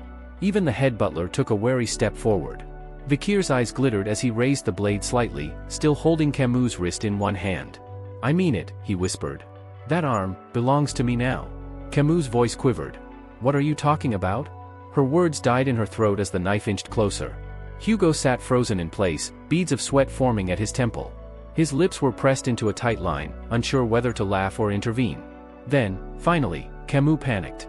"Uncle," she screamed. Adolphe, who had been poised to step in, moved instantly. In a flash, he was between them, hand placed firmly on Vikir's shoulder, eyes blazing. "That's enough," he said, voice low and commanding. The moment was broken. Camus yanked her arm free and darted behind Adolphe, trembling. The room slowly exhaled. Vikir stood still, slipping the dagger back into its sheath with a casual motion, as if the entire event had been a harmless joke. But the glint in his eyes said otherwise. Adolphe's face twisted with fury as he turned to Hugo, his voice raised. "What is the meaning of this?" Hugo gave a restrained sigh and glanced at Vikir. "That may have been a little too far for a joke," he admitted. Vikir calmly raised the knife in question and revealed, "It's only a toy. We train with these in Baskerville from the time we can walk." Adolphe stared at the blade, appalled. "You give those to children? That's no toy, that's dangerous." "I meant no offense," Vikir replied with a polite bow of his head. "I didn't intend to make Lady Camus cry. My apologies." Though his words were respectful, Adolphe remained furious. "That's all? You think a simple apology covers this? You treat this whole thing like a game." Before tempers could rise again, Hugo interjected, attempting to defuse the situation. "Let's not allow children's scuffles to sour our discussions. We're here for more pressing matters, like the ruby mine, and the friendly exhibition matches." Adolphe hesitated, still glaring, but finally nodded. "Fine. But this isn't over." Meanwhile, Camus, teary-eyed and flushed with embarrassment, turned to Vikir with a bitter warning. "I won't forget this." Vikir only gave a faint, knowing smile, unbothered and unreadable. Soon after, the much-anticipated day of the friendly duels arrived. Children from both the Morgue and Baskerville clans, ranging from ages 8 to 15, had gathered at the training grounds to showcase their talents. The younger ones performed basic spellwork or demonstrated their aura sensitivity, while the older youths engaged in full sparring matches, drawing loud cheers. But this year, all eyes were glued to one duel, the match between two prodigies, Camus Morgue, the flame-haired genius mage, and Vikir van Baskerville, the rising mystery from the Sword clan. Standing across from each other in the center of the dueling field, Camus addressed Vikir with an icy tone. "Be ready. I don't go easy once I start." Without hesitation, she began weaving mana into her fingertips. The audience gasped as 4 distinct spells began forming at once, each pulsing with raw magical force. "Is she casting quad spells?" someone whispered in awe. "She's 8, right? That's unheard of," another murmured, captivated. The 4 spells erupted in unison, hurling fire, ice, lightning, and wind at Vikir from different directions. But Vikir was already moving, weaving effortlessly between the elements with a relaxed pace, as if it were a mere dance. As the dust settled, he glanced at her with a faint shrug. "If I were you, I'd stop trying to impress the crowd with fireworks and just focus on one spell you can actually finish." Camus bristled. "As if a sword-wielding musclehead like you would understand magic." With a sneer, she cast a sand wall spell between them, a towering structure of earth erupting to block his view. But Vikir didn't hesitate, he launched a sharp kick that shattered the barrier like dried leaves, stepping through the crumbling remains. "Such sharp words," he remarked dryly. Camus flinched at his strength. Was this, from dipping in the river Styx, she wondered. Before she could react, he moved. In the blink of an eye, he was right in front of her, finger raised. Her eyes widened in panic, she had no time to shield herself. Flick. The simple motion struck her forehead, but with enough force to send her tumbling backward. Adolphe's mouth fell open. "That was an air flick?" Clutching her stinging forehead, Camus glared up at him. "Why did you flick me? Were you mocking me?" But Vikir merely smiled and tapped his own forehead. "Think we should wrap this up before you start crying again?" Tears welled in her eyes, but she clenched her fists and stood again. "I'm not done yet." This time, she raised 2 hands and conjured not 1, but 2 sand walls. "Let's see you punch through this." Vikir tilted his head and considered going around them, but then changed his mind. With a single punch, he drove his fist through both barriers, smashing a clean hole through the center. Camus stood stunned. And then came his next move. Raising a hand in the shape of a flick, Vikir asked with a smirk, "Tell me, whose arm is this, crossing the boundary?" Without waiting for her to answer, he delivered another flick straight to her forehead, even sharper than the last. The force dropped her to the ground, where she let out a pained growl, rubbing her head. Still, she didn't give up. She hurled spells, desperate and furious, but Vikir slipped past them like a shadow, never once retaliating. "Dealing with children really is more exhausting than I expected," he mused. He glanced at her and sighed. "I could snap her neck in less than a second, but then I'd have a diplomatic incident on my hands. Not worth it." Just then, from the corner of his eye, he noticed two other children dueling in a neighboring arena. One was a spellcaster, the other a swordsman, and the latter was cutting through spells with his blade, countering magic in real time. Vikir narrowed his eyes with interest. Now this might be worth watching. And useful too. He turned his focus away from the fuming Camus, ready to let the others deal with her while he laid the groundwork for his next move. As Vikir shifted his attention to the other contestants in the arena, his eyes locked onto a remarkable sight, a young swordsman expertly slicing through a mage's spell mid-air. The display caught Vikir's interest. That technique, he could be useful for my plan, he mused, carefully analyzing the swordsman's timing and footwork. Meanwhile, behind him, Camus was growing more agitated by the second. Her spells continued to miss their mark, and she couldn't fathom why none of her attacks were landing. "Stop running, coward! Fight me properly," she shouted, her voice trembling with both fury and frustration.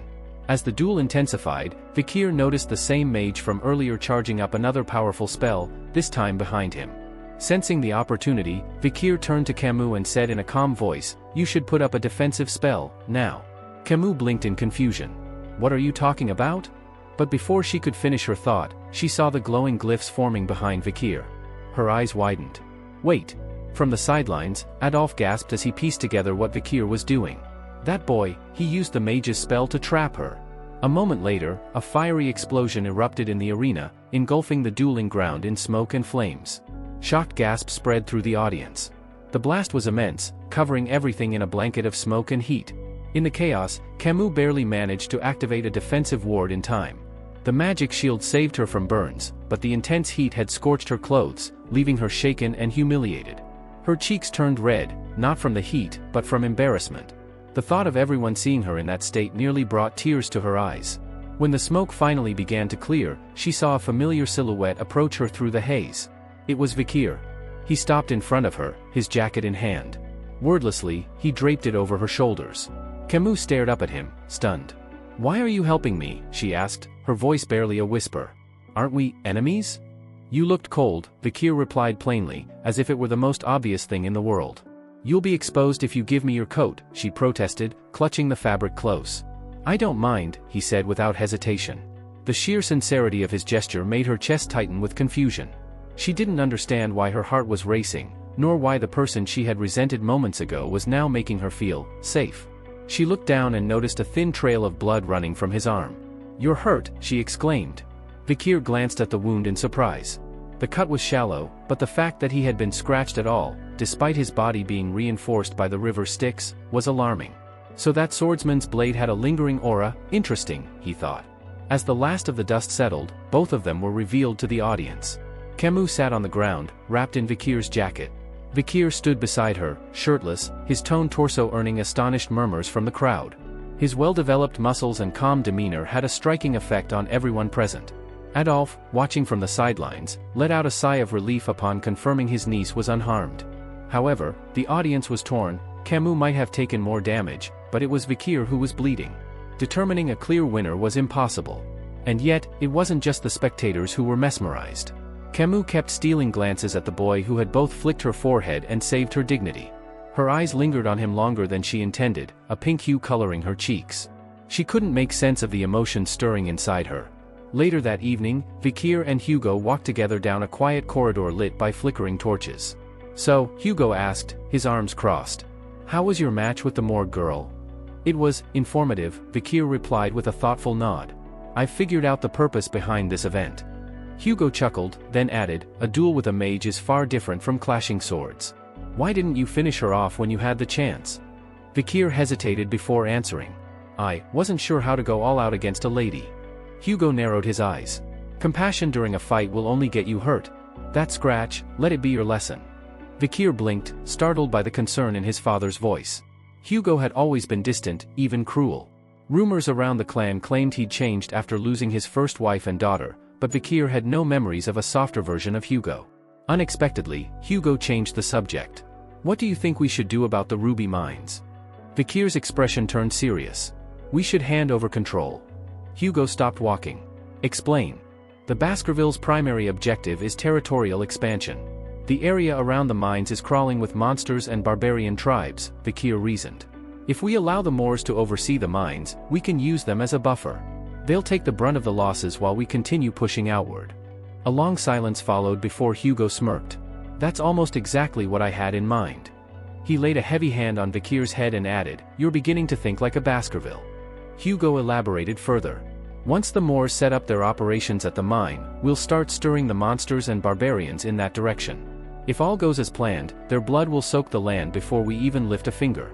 And once that happens, the Moors will never dare look into our territory again. Vikir didn't respond. He only nodded, a cool fire gleaming in his eyes. While Hugo praised Vikir's strategic thinking, Vikir himself remained unfazed. It wasn't surprising to him, after all, this was originally Hugo's idea.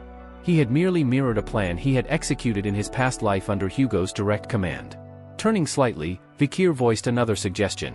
They should monitor the Morg clan's movements closely. But Hugo casually dismissed the concern, assuring Vikir that the number of scouts had already been increased and every movement within the Ruby Mine region was under constant watch.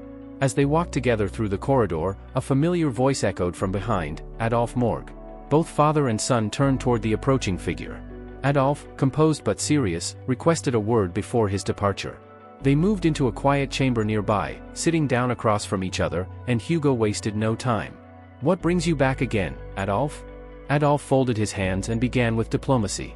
He wished to resolve the tension surrounding the ruby mines in a civil manner and insisted that the mining fees were merely one among many proposals. Then, with a calm smile, he added, perhaps we could consider a more lasting bond between our families, a marriage alliance. As Adolphe explained, Camus sat quietly to the side, but her cheeks betrayed her feelings with a visible blush, especially whenever her gaze drifted toward Vikir. Hugo raised a brow and inquired which children Adolphe had in mind for this arrangement. Adolphe responded without hesitation. Your house's youngest son, and my niece, Camus Morg. She's beautiful, brilliant, and lacks for nothing. A rare gem, fitting for your clan. Hugo, however, appeared skeptical. You're suggesting this, despite a 17-year age gap? My eldest son is 25. Adolphe waved it off with a chuckle. What's 17 years in a noble marriage? Age is not the issue, it's lineage and compatibility. Before Hugo could respond, Camus spoke up with conviction. I refuse to marry anyone weaker than my mother. And I won't accept someone who could be mistaken for my uncle. The room fell into stunned silence. Adolphe attempted to reason with her, stating that if she clung to such impossible standards, she'd likely grow old alone. Hugo, showing signs of irritation, added, this isn't a market stall where you pick and choose. But Camus crossed her arms confidently. I'm not playing games. As she spoke, her face reddened again, and this time both patriarchs noticed where her eyes had wandered. Straight to Vikir. Adolphe's expression darkened. His thoughts turned sour, and he cursed internally. Out of all the men in the Empire, she chooses him? A van, not even a law? Just a secondary bloodline. Rage simmered beneath his composed expression. Meanwhile, Hugo exhaled through his nose and decided to cut through the tension. What matters in an engagement isn't status or bloodline, it's the will of the ones involved. His sharp gaze fell on Vikir. What about you, boy? What's your stance? Camus turned toward Vikir, eyes wide, anticipation flickering in her expression. Vikir met her gaze and answered evenly, I'll do as I'm told. A moment of silence passed before Camus turned scarlet, interpreting his vague answer as bashful agreement. Adolphe, on the other hand, clenched his fists under the table. How dare he respond so flippantly to my niece? Adolphe rose from his seat and loomed over Vikir. You're not just marrying anyone. You'd be marrying Camus Morg, niece to a six-circle master of the Morg clan. And that's not something we hand over lightly. Vikir remained unmoved. Do you even realize what that means? Adolphe asked, placing a heavy hand on the boy's shoulder, intending to test his strength. But Vikir didn't flinch. In fact, he didn't move at all. The patriarch blinked in surprise. For an 8-year-old, Vikir's frame was solid, like stone. Narrowing his eyes, Adolphe questioned, Are you even listening to me? I stopped listening when you said it wasn't wise to tell me something, Vikir replied, his tone casual but precise. Camus gasped softly, scandalized by his boldness. Hugo, barely suppressing a grin, turned his head to the side to hide his amusement. Adolphe's eyes narrowed into slits. A sinister chuckle rumbled from his chest. Very well. I want to understand your potential. Not as the Morg patriarch, but as Camus' uncle. He turned to Hugo. Grant me 10 minutes. Just the boy and me. Camus immediately stood up. Uncle, no, don't. But Adolphe dismissed her protests with a calm hand. It has to happen eventually. He locked eyes with Hugo again. Will you allow it? Hugo gave a reluctant nod. If you insist. The following hour saw a hush fall over the training coliseum. The arena was prepared, and a crowd gathered, sensing that something extraordinary was about to unfold. Standing in the center were Vikir and Adolf, swords drawn, one a child, the other a seasoned master. "This isn't a punishment," Adolf said. "Consider this a lesson. Show me everything you're capable of." On the sidelines, Camus watched in silent dread while Hugo stood with a stone-cold expression, his arms crossed. The duel wasn't just a test of strength. It was a declaration, a clash between legacy and ambition, bloodline and brilliance. Vikir nodded in agreement to the duel, though in his mind, he scoffed. If I really showed everything I could do, Adolf might collapse from the shock. Across from him, Adolf took a breath, his hand rising to perform a complex incantation. With effortless grace, he wove three elements, fire, earth, and water, into a seamless magical construct. A pot materialized in the air before him, shimmering with the stability of earth, the flow of water, and the heat of flames. With practiced precision, Adolf filled the vessel with water and placed it atop his own head like a crown. "This will be the condition," he declared with a calm voice. "If even a single drop spills, I'll consider it your victory." Vikir narrowed his eyes, intrigued. He knew full well that fighting Adolf was no ordinary experience, it was a golden chance to assess how strong the man truly was. His thoughts drifted to his previous life, wondering what would his chances against Adolf before. Back then, he had a 10% chance of winning outright and perhaps a 50% success rate if he'd opted for assassination. But this wasn't about victory. It was about demonstration. Just enough to keep Hugo satisfied. And maybe enough to peak at Adolf's full strength. Without warning, Vikir sprang forward, sword in hand, making a direct charge. It seemed like reckless aggression, an unrefined lunge from a child. Camus gasped from the sidelines. "What are you doing? You can't just rush him like that." Adolf barely blinked, casting a translucent magical barrier to intercept the blow. The steel of Vikir's sword slammed against the shield with a sharp clang but failed to break through. "How naive," Adolf remarked with a chuckle, turning to his niece. "You see, Camus? Shield magic is the ultimate defense against swords. No aura blade in your typical knight's hand can bypass this." Vikir clicked his tongue in mild annoyance. "So that didn't work." Adolf, amused, took the offensive. Complex spell circles whirled into existence as he launched a volley of elemental attacks. Fireballs, stone projectiles, and water blades lashed out toward Vikir, who danced between them with uncanny agility. Not a single spell struck him. From the sidelines, Camus protested, "That's not fair. You never go all out like that when sparring with me." Adolf smirked at her. "Whose side are you on?" He turned back to Vikir, tears forming comedically in his eyes as he pouted, "You bastard. I won't forgive you for this." Hugo watched quietly, arms folded, observing every move. He noted the rhythm of Vikir's attacks, deliberate, focused, and efficient. He's not just testing defenses. He's studying every reaction, every delay, every breath. Meanwhile, Adolf mocked, "You'll never break through. Not with that feeble sword." But suddenly, something changed. Vikir's movements became mechanical, repeating the same strike over and over at the exact spot on the shield. The audience noticed. Even Adolf began to frown. He's hammering the same point over and over, like a machine. Then, crack! Vikir's sword shattered mid-strike, fragments scattering through the air. Adolf's smirk returned. "So much for persistence. Maybe next time, choose a sword that doesn't crumble against my barrier." But before he could finish his gloating, cold water poured down his face in a sudden torrent. He froze, sputtering in disbelief as the liquid drenched his head and robes. "What?" Adolf shouted. "How did that happen?" Vikir stood calmly, lowering his hand with a slight smile. The pot looked too full. Camus stared in shock before a blush rose to her cheeks. Did he win? Against Uncle Adolf? Meanwhile, Hugo narrowed his eyes, thoughts racing. That final move hadn't been a stroke of luck. A fragment of the shattered sword must have been aimed so precisely that it pierced the pot without Adolf even noticing. That boy, he's no ordinary hound. 7 years passed. The once small hounds of the Baskerville clan had grown into disciplined young warriors. Today, their training brought them face to face with a terrifying opponent, a monstrous beast resembling a bear, but far more grotesque, with tusks like horns and an armored hide. With a thunderous roar, the beast charged toward the young hounds.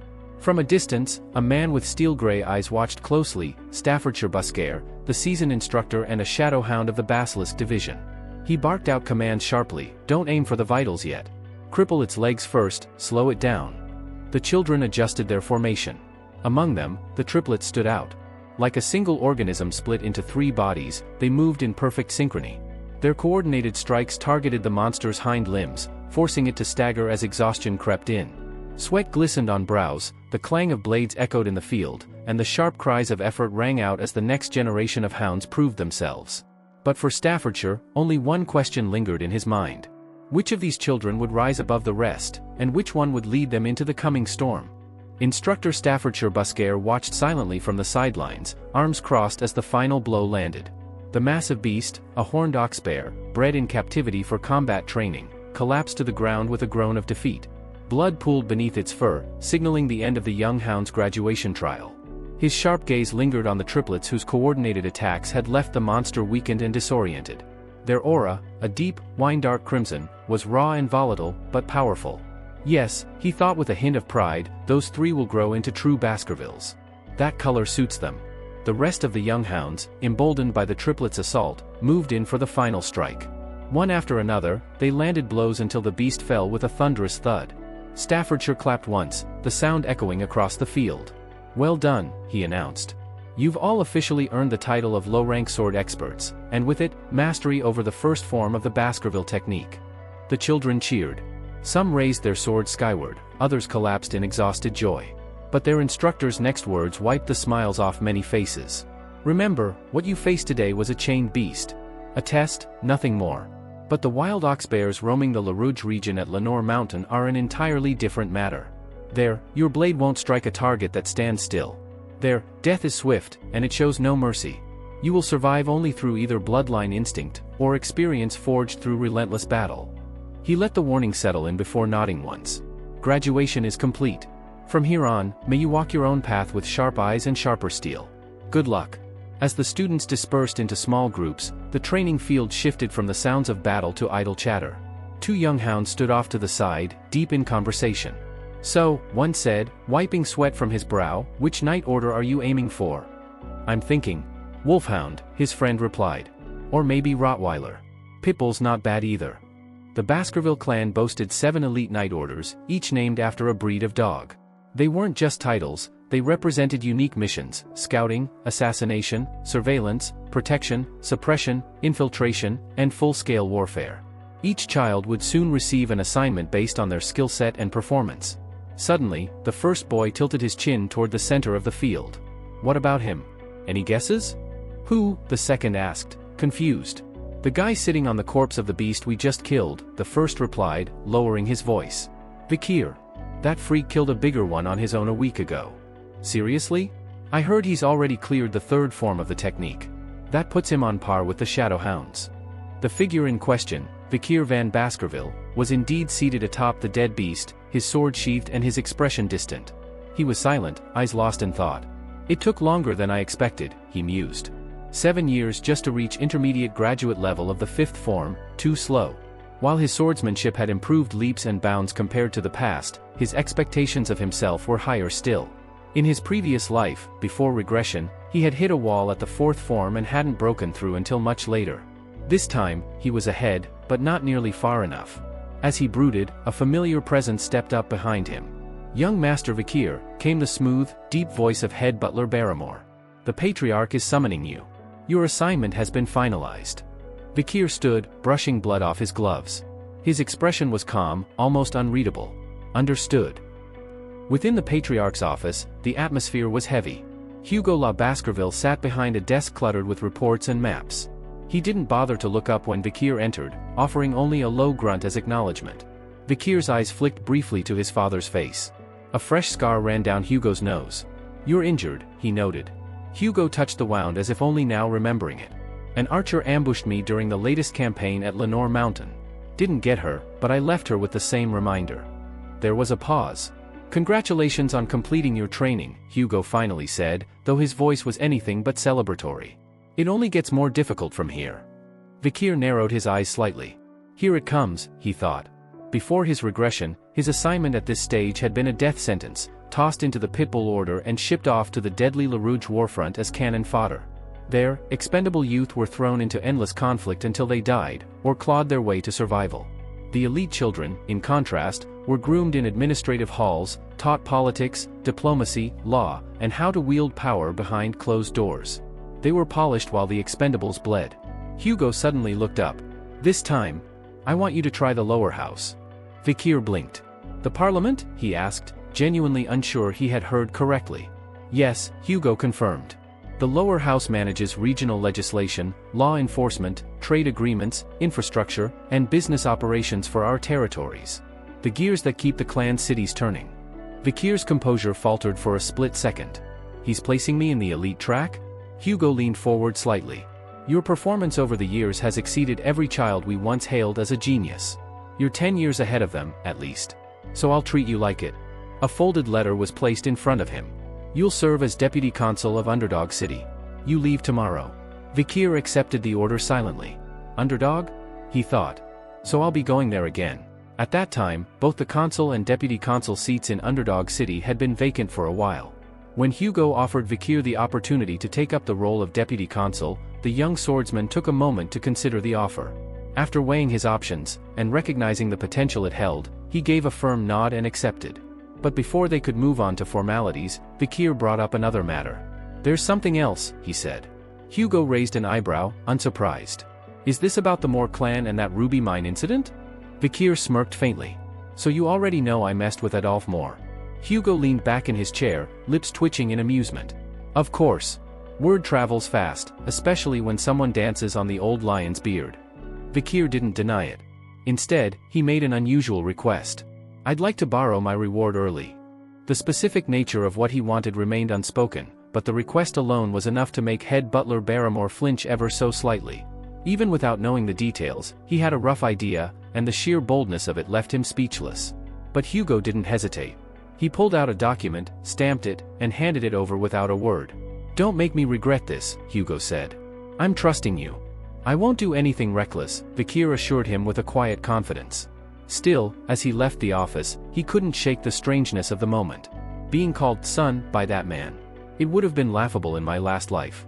As Vikir and Barrymore walked down the corridor, the old butler spoke in a serious tone. This appointment, being given the authority of a consul before you're even deployed in battle, it's the kind of education reserved for royalty. The patriarch's placing a great deal of faith in you. Vikir didn't let it go to his head. That trust can be broken just as easily. I'll have to earn it. He didn't see the appointment as a gift. For him, it was a calculated opportunity, one that would allow him to grow, gather influence, and maneuver in relative safety, far from the blood-soaked mountains and battlefields. Still, the memory of his death lingered, his head falling into a basket after the cold kiss of the guillotine. One day, he thought coldly, Hugo La Baskerville will feel that blade himself. Elsewhere in Underdog City, in the central estate designated for administrative officials, a bald steward barked instructions at a pair of servants. Clean everything. Every wall, every corner. Make it shine before dawn. The new deputy consul from the Baskerville family arrives tomorrow. Yes, sir, the workers replied in unison. Later, as they scrubbed the marble floor of the villa, one of them spoke up, wonder what kind of man the new deputy's gonna be. Hopefully someone who knows business. Forget it, the other replied with a chuckle. They say he's only 15. At that moment, they noticed a boy approaching the villa, young, dressed in black, his expression unreadable. Hey, kid, one worker said, resting a hand on the boy's shoulder. You can't be here. This is private property. The boy looked up, his eyes cold and piercing.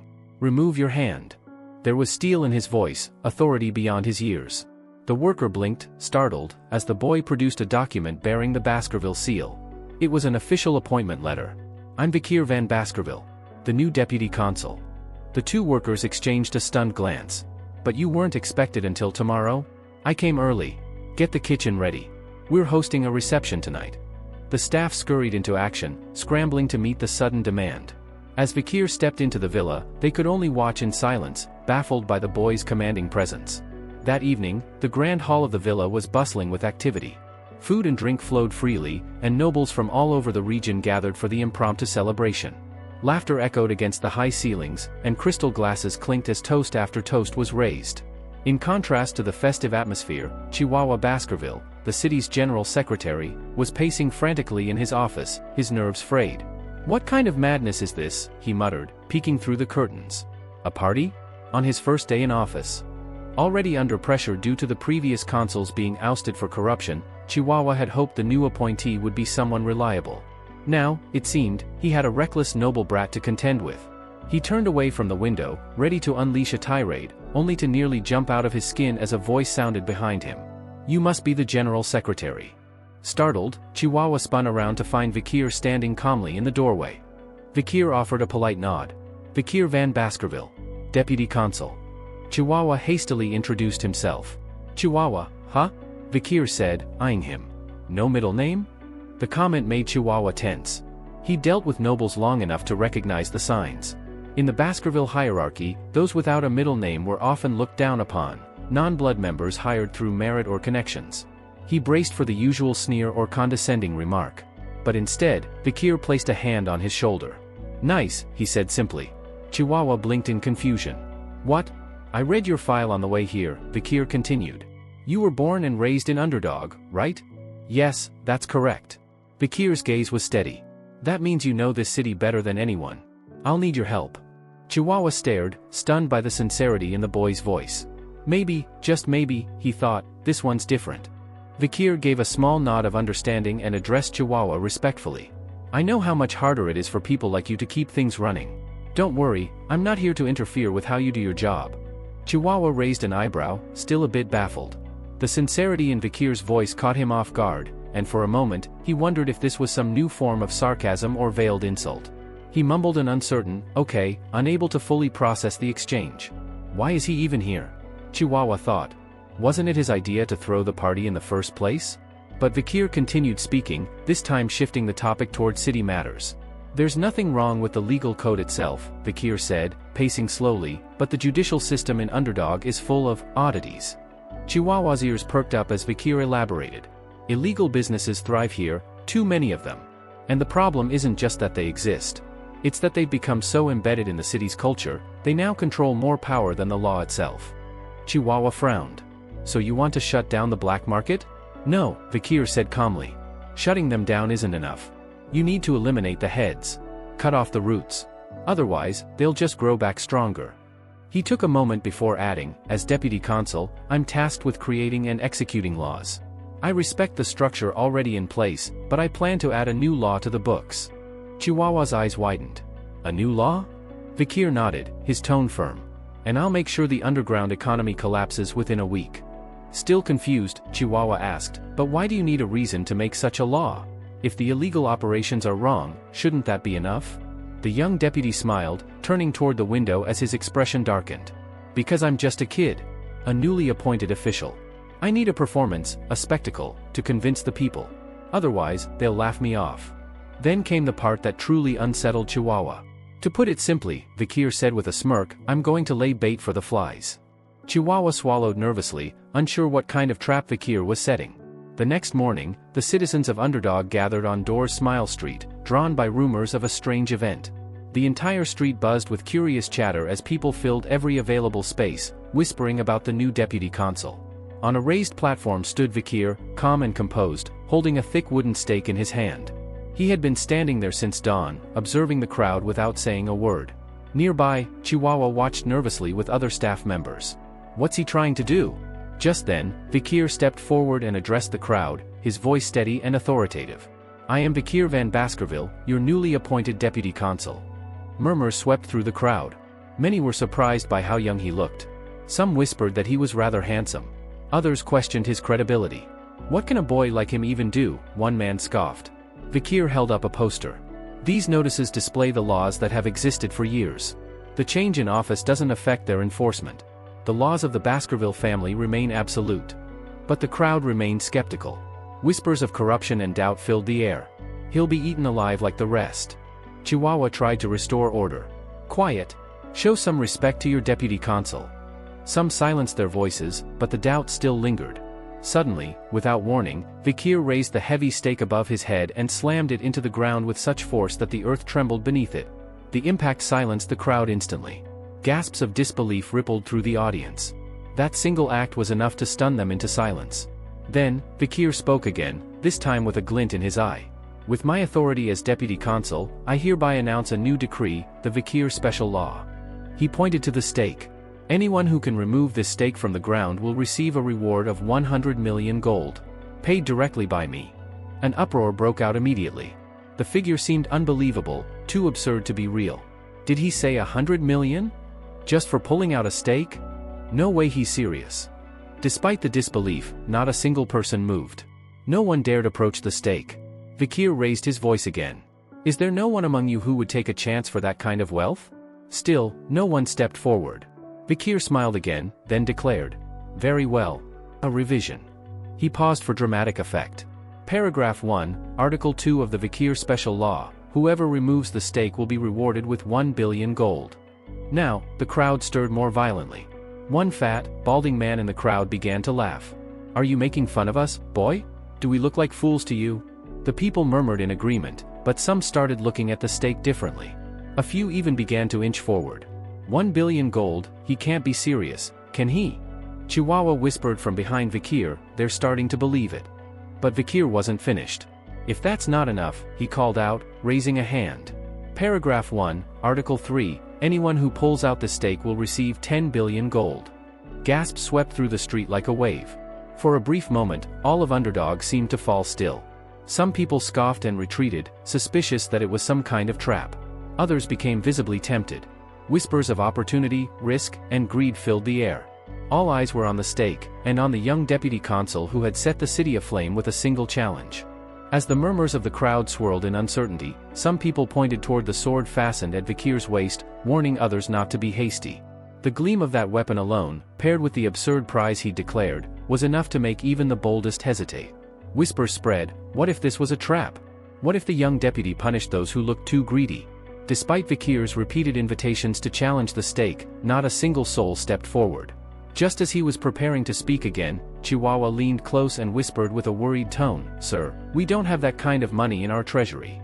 Before Vikir could respond, a small hand hesitantly rose from within the crowd. It was a little girl, no older than 8 or 9, with a basket of flowers looped over one arm. Her face was sun-kissed and freckled, and her clothes were threadbare. She shyly asked, Can I try? Gasps rippled through the gathering. An old man in the front row recognized her and immediately tried to stop her. Judy, child, no. Don't. This isn't for someone like you. But Judy didn't back down. She clutched her basket tighter and gave a small nod. My mom's sick, she said softly. If there's even a small chance, I have to try. The crowd fell quiet as she approached the stake. Her tiny feet shuffled across the dirt, stopping just in front of the deeply buried timber. Standing before the impossibly strong stake, and the intimidating man who planted it, Judy hesitated. Her throat felt dry, her knees weak. Maybe he won't hurt me, she hoped. Maybe I'll get some coins. Or at least, someone will buy my flowers after this. Vikir, silent and expressionless, gave her a nod. Go on. Pull. His voice was neither warm nor cold, just empty. She couldn't read him at all. Judy gripped the wooden stake with both hands and took a deep breath. Her muscles tensed as she pulled. And to everyone's astonishment, it came free without resistance, sliding up from the earth as if it had never been rooted there at all. A collective gasp tore through the onlookers. Even Chihuahua blinked in disbelief. What? How did she? Judy turned to Vikir, holding the stake in both arms. Her body trembled slightly. Was she in trouble? Had she done something wrong? Vikir stepped forward. Her heart raced. He reached toward his waist, and her breath caught. Is he going to hurt me? Did I break something? What if he? But instead of steel, a leather pouch appeared in his outstretched hand. Vikir knelt down, face calm, and handed the girl the bulging bag. For now, here's 100 million, he said matter-of-factly. Judy stood frozen, eyes wide as she accepted the heavy pouch. Her fingers clutched the drawstring tightly, as if afraid it would vanish. She looked at Vikir as though still unsure if this was real. He met her gaze and asked, Where's your house? I live near the wells, by the market, she stammered. Good, Vikir said, rising to his feet. 10 billion is too much for you to carry. I'll send it directly to your home. He gave her a light tap on the head and added, and I'll assign guards to escort the gold. Judy couldn't believe what she was hearing. Her eyes welled with tears, not from fear this time, but from disbelief and joy. This is law, Vikir said to her firmly, but not unkindly. It must be honored. Behind them, the square had fallen into stunned silence. Everyone had witnessed the entire scene, but few seemed to believe their eyes. Even Chihuahua stood slack-jawed, struggling to process what had just happened. Vikir had actually followed through with his outrageous promise. This single event caused a seismic shift in the hearts of the people. The Vikir Special Law became more widely recognized than even the historic self-governance decree of the Baskerville clan. Its message was simple, yet profound: those who obey the law are rewarded, those who defy it are punished. The people were touched by its clarity, and the strange performance that had begun as a spectacle left behind a lasting message. The deputy consul who kept his word, even to a street girl, was something new. Something rare. Something worth believing in. Soon after, crime rates began to fall. Lawlessness decreased. People spoke of Deputy Vikir with a tone of admiration. He had done what no previous official had dared, captured the people's attention, and more importantly, their respect. Later that evening, back in the deputy's office, Chihuahua was scribbling something onto a large board.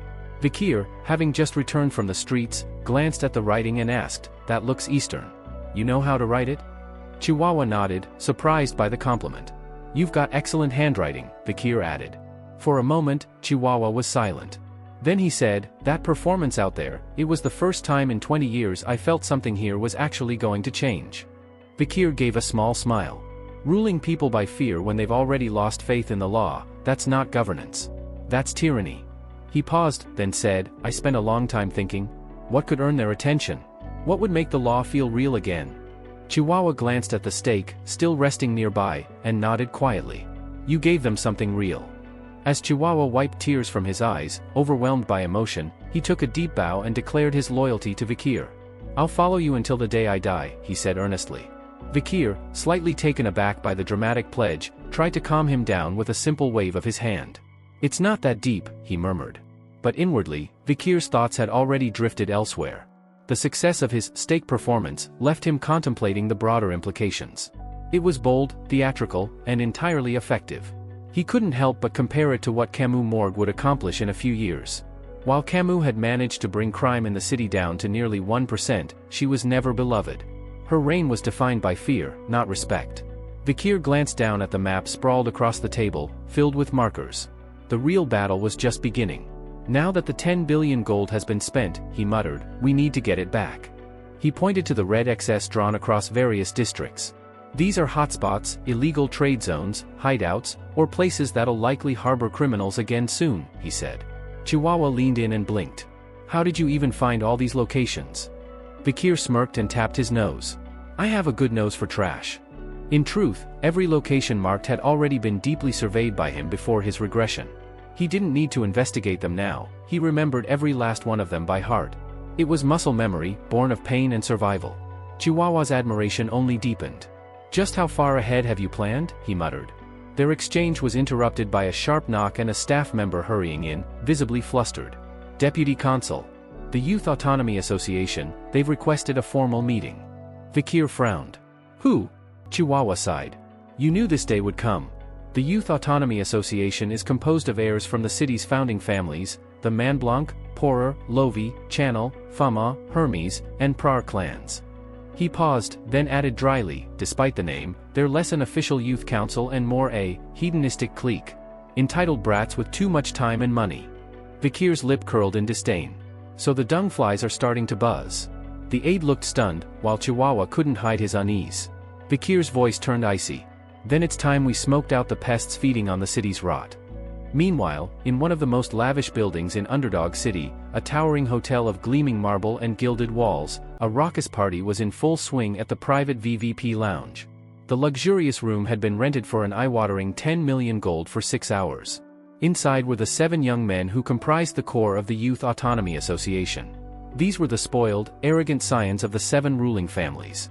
They lounged in silk robes and jeweled accessories, surrounded by towers of expensive wine glasses and mountains of imported delicacies. Laughter echoed off the walls as they poured bottles of vintage wine down a pyramid of glasses, the excess spilling across the table in a crimson stream. One of them, a smug blonde boy with sharp cheekbones, turned to the waiters. "Lick it up," he said lazily. The servers hesitated. "I said lick it up." Like beaten dogs, the waiters dropped to their knees, licking the spillage from the table as the boys chuckled. The blonde leaned back into the plush velvet sofa, grinning with self-satisfaction. "Doesn't matter how much I spend. It always comes back to me." One of his companions chuckled, raising a glass. "All thanks to the Baskervilles. They focus on expanding territory and don't bother with the trade routes. We can traffic anything, gold, gems, even people." Another snorted. "It's easy when you've got the mountain tribes to kidnap. Selling them's a breeze." The laughter continued. "The Baskervilles are our watchdogs," one added. Fear swords, but no brains. Loyal mutts. The blonde sneered. Sword-wielding fools. Remember the Mamego incident? We shifted the blame to the Mesamagino, and the Baskervilles slaughtered their own most loyal supporters without blinking. As they gloated, one of the boys raised a concern. There's talk of a new deputy consul. Kid named Vikir. Heard he's from the Van line. Van, the blonde repeated. Never heard of him. Probably a puppet. Then a devilish smirk appeared on his face. Let's break him in. Invite him to one of our parties, give him the best women, the finest drinks. Then when the night's over, hit him with the bill. Let's see if the little pup can handle it. The others roared with laughter, already savoring the scandal. Just then, the door opened, and a new group entered, beautiful young women, dressed to impress, led in by the hotel's staff. Among them was a boy. The blonde narrowed his eyes. Who's that? The waiter looked unsure. He came in with them, walked in so confidently no one questioned him. The boy calmly approached the group. The blonde signaled one of the bouncers. Throw him out. The man stepped forward and grabbed the boy by the hair. You got a death wish? The words died in his throat. With a movement so fast it seemed unreal, the boy twisted his arm backward, unnaturally, impossibly. The bouncer screamed in agony, collapsing to his knees. Every eye turned to the boy. He stepped forward, the light catching the insignia on his coat. I am Vikir van Baskerville, he said coldly, his eyes sweeping across the room. The blonde smugness evaporated. You're the deputy consul? Yes. And from what I've heard, you invited me. His tone was level, yet beneath it was the edge of a sword. The blonde forced a nervous laugh, trying to defuse the moment. Of course. We just didn't expect you to show up. What an honor. Vikir's eyes narrowed as he noticed the blonde whispering hastily to one of his companions behind cupped hands. The room had gone utterly silent. The game had changed, and they all knew it. That's it for today. Thank you so much for watching. If you enjoyed the video, don't forget to hit that like button and subscribe for more. We'll see you in the next one.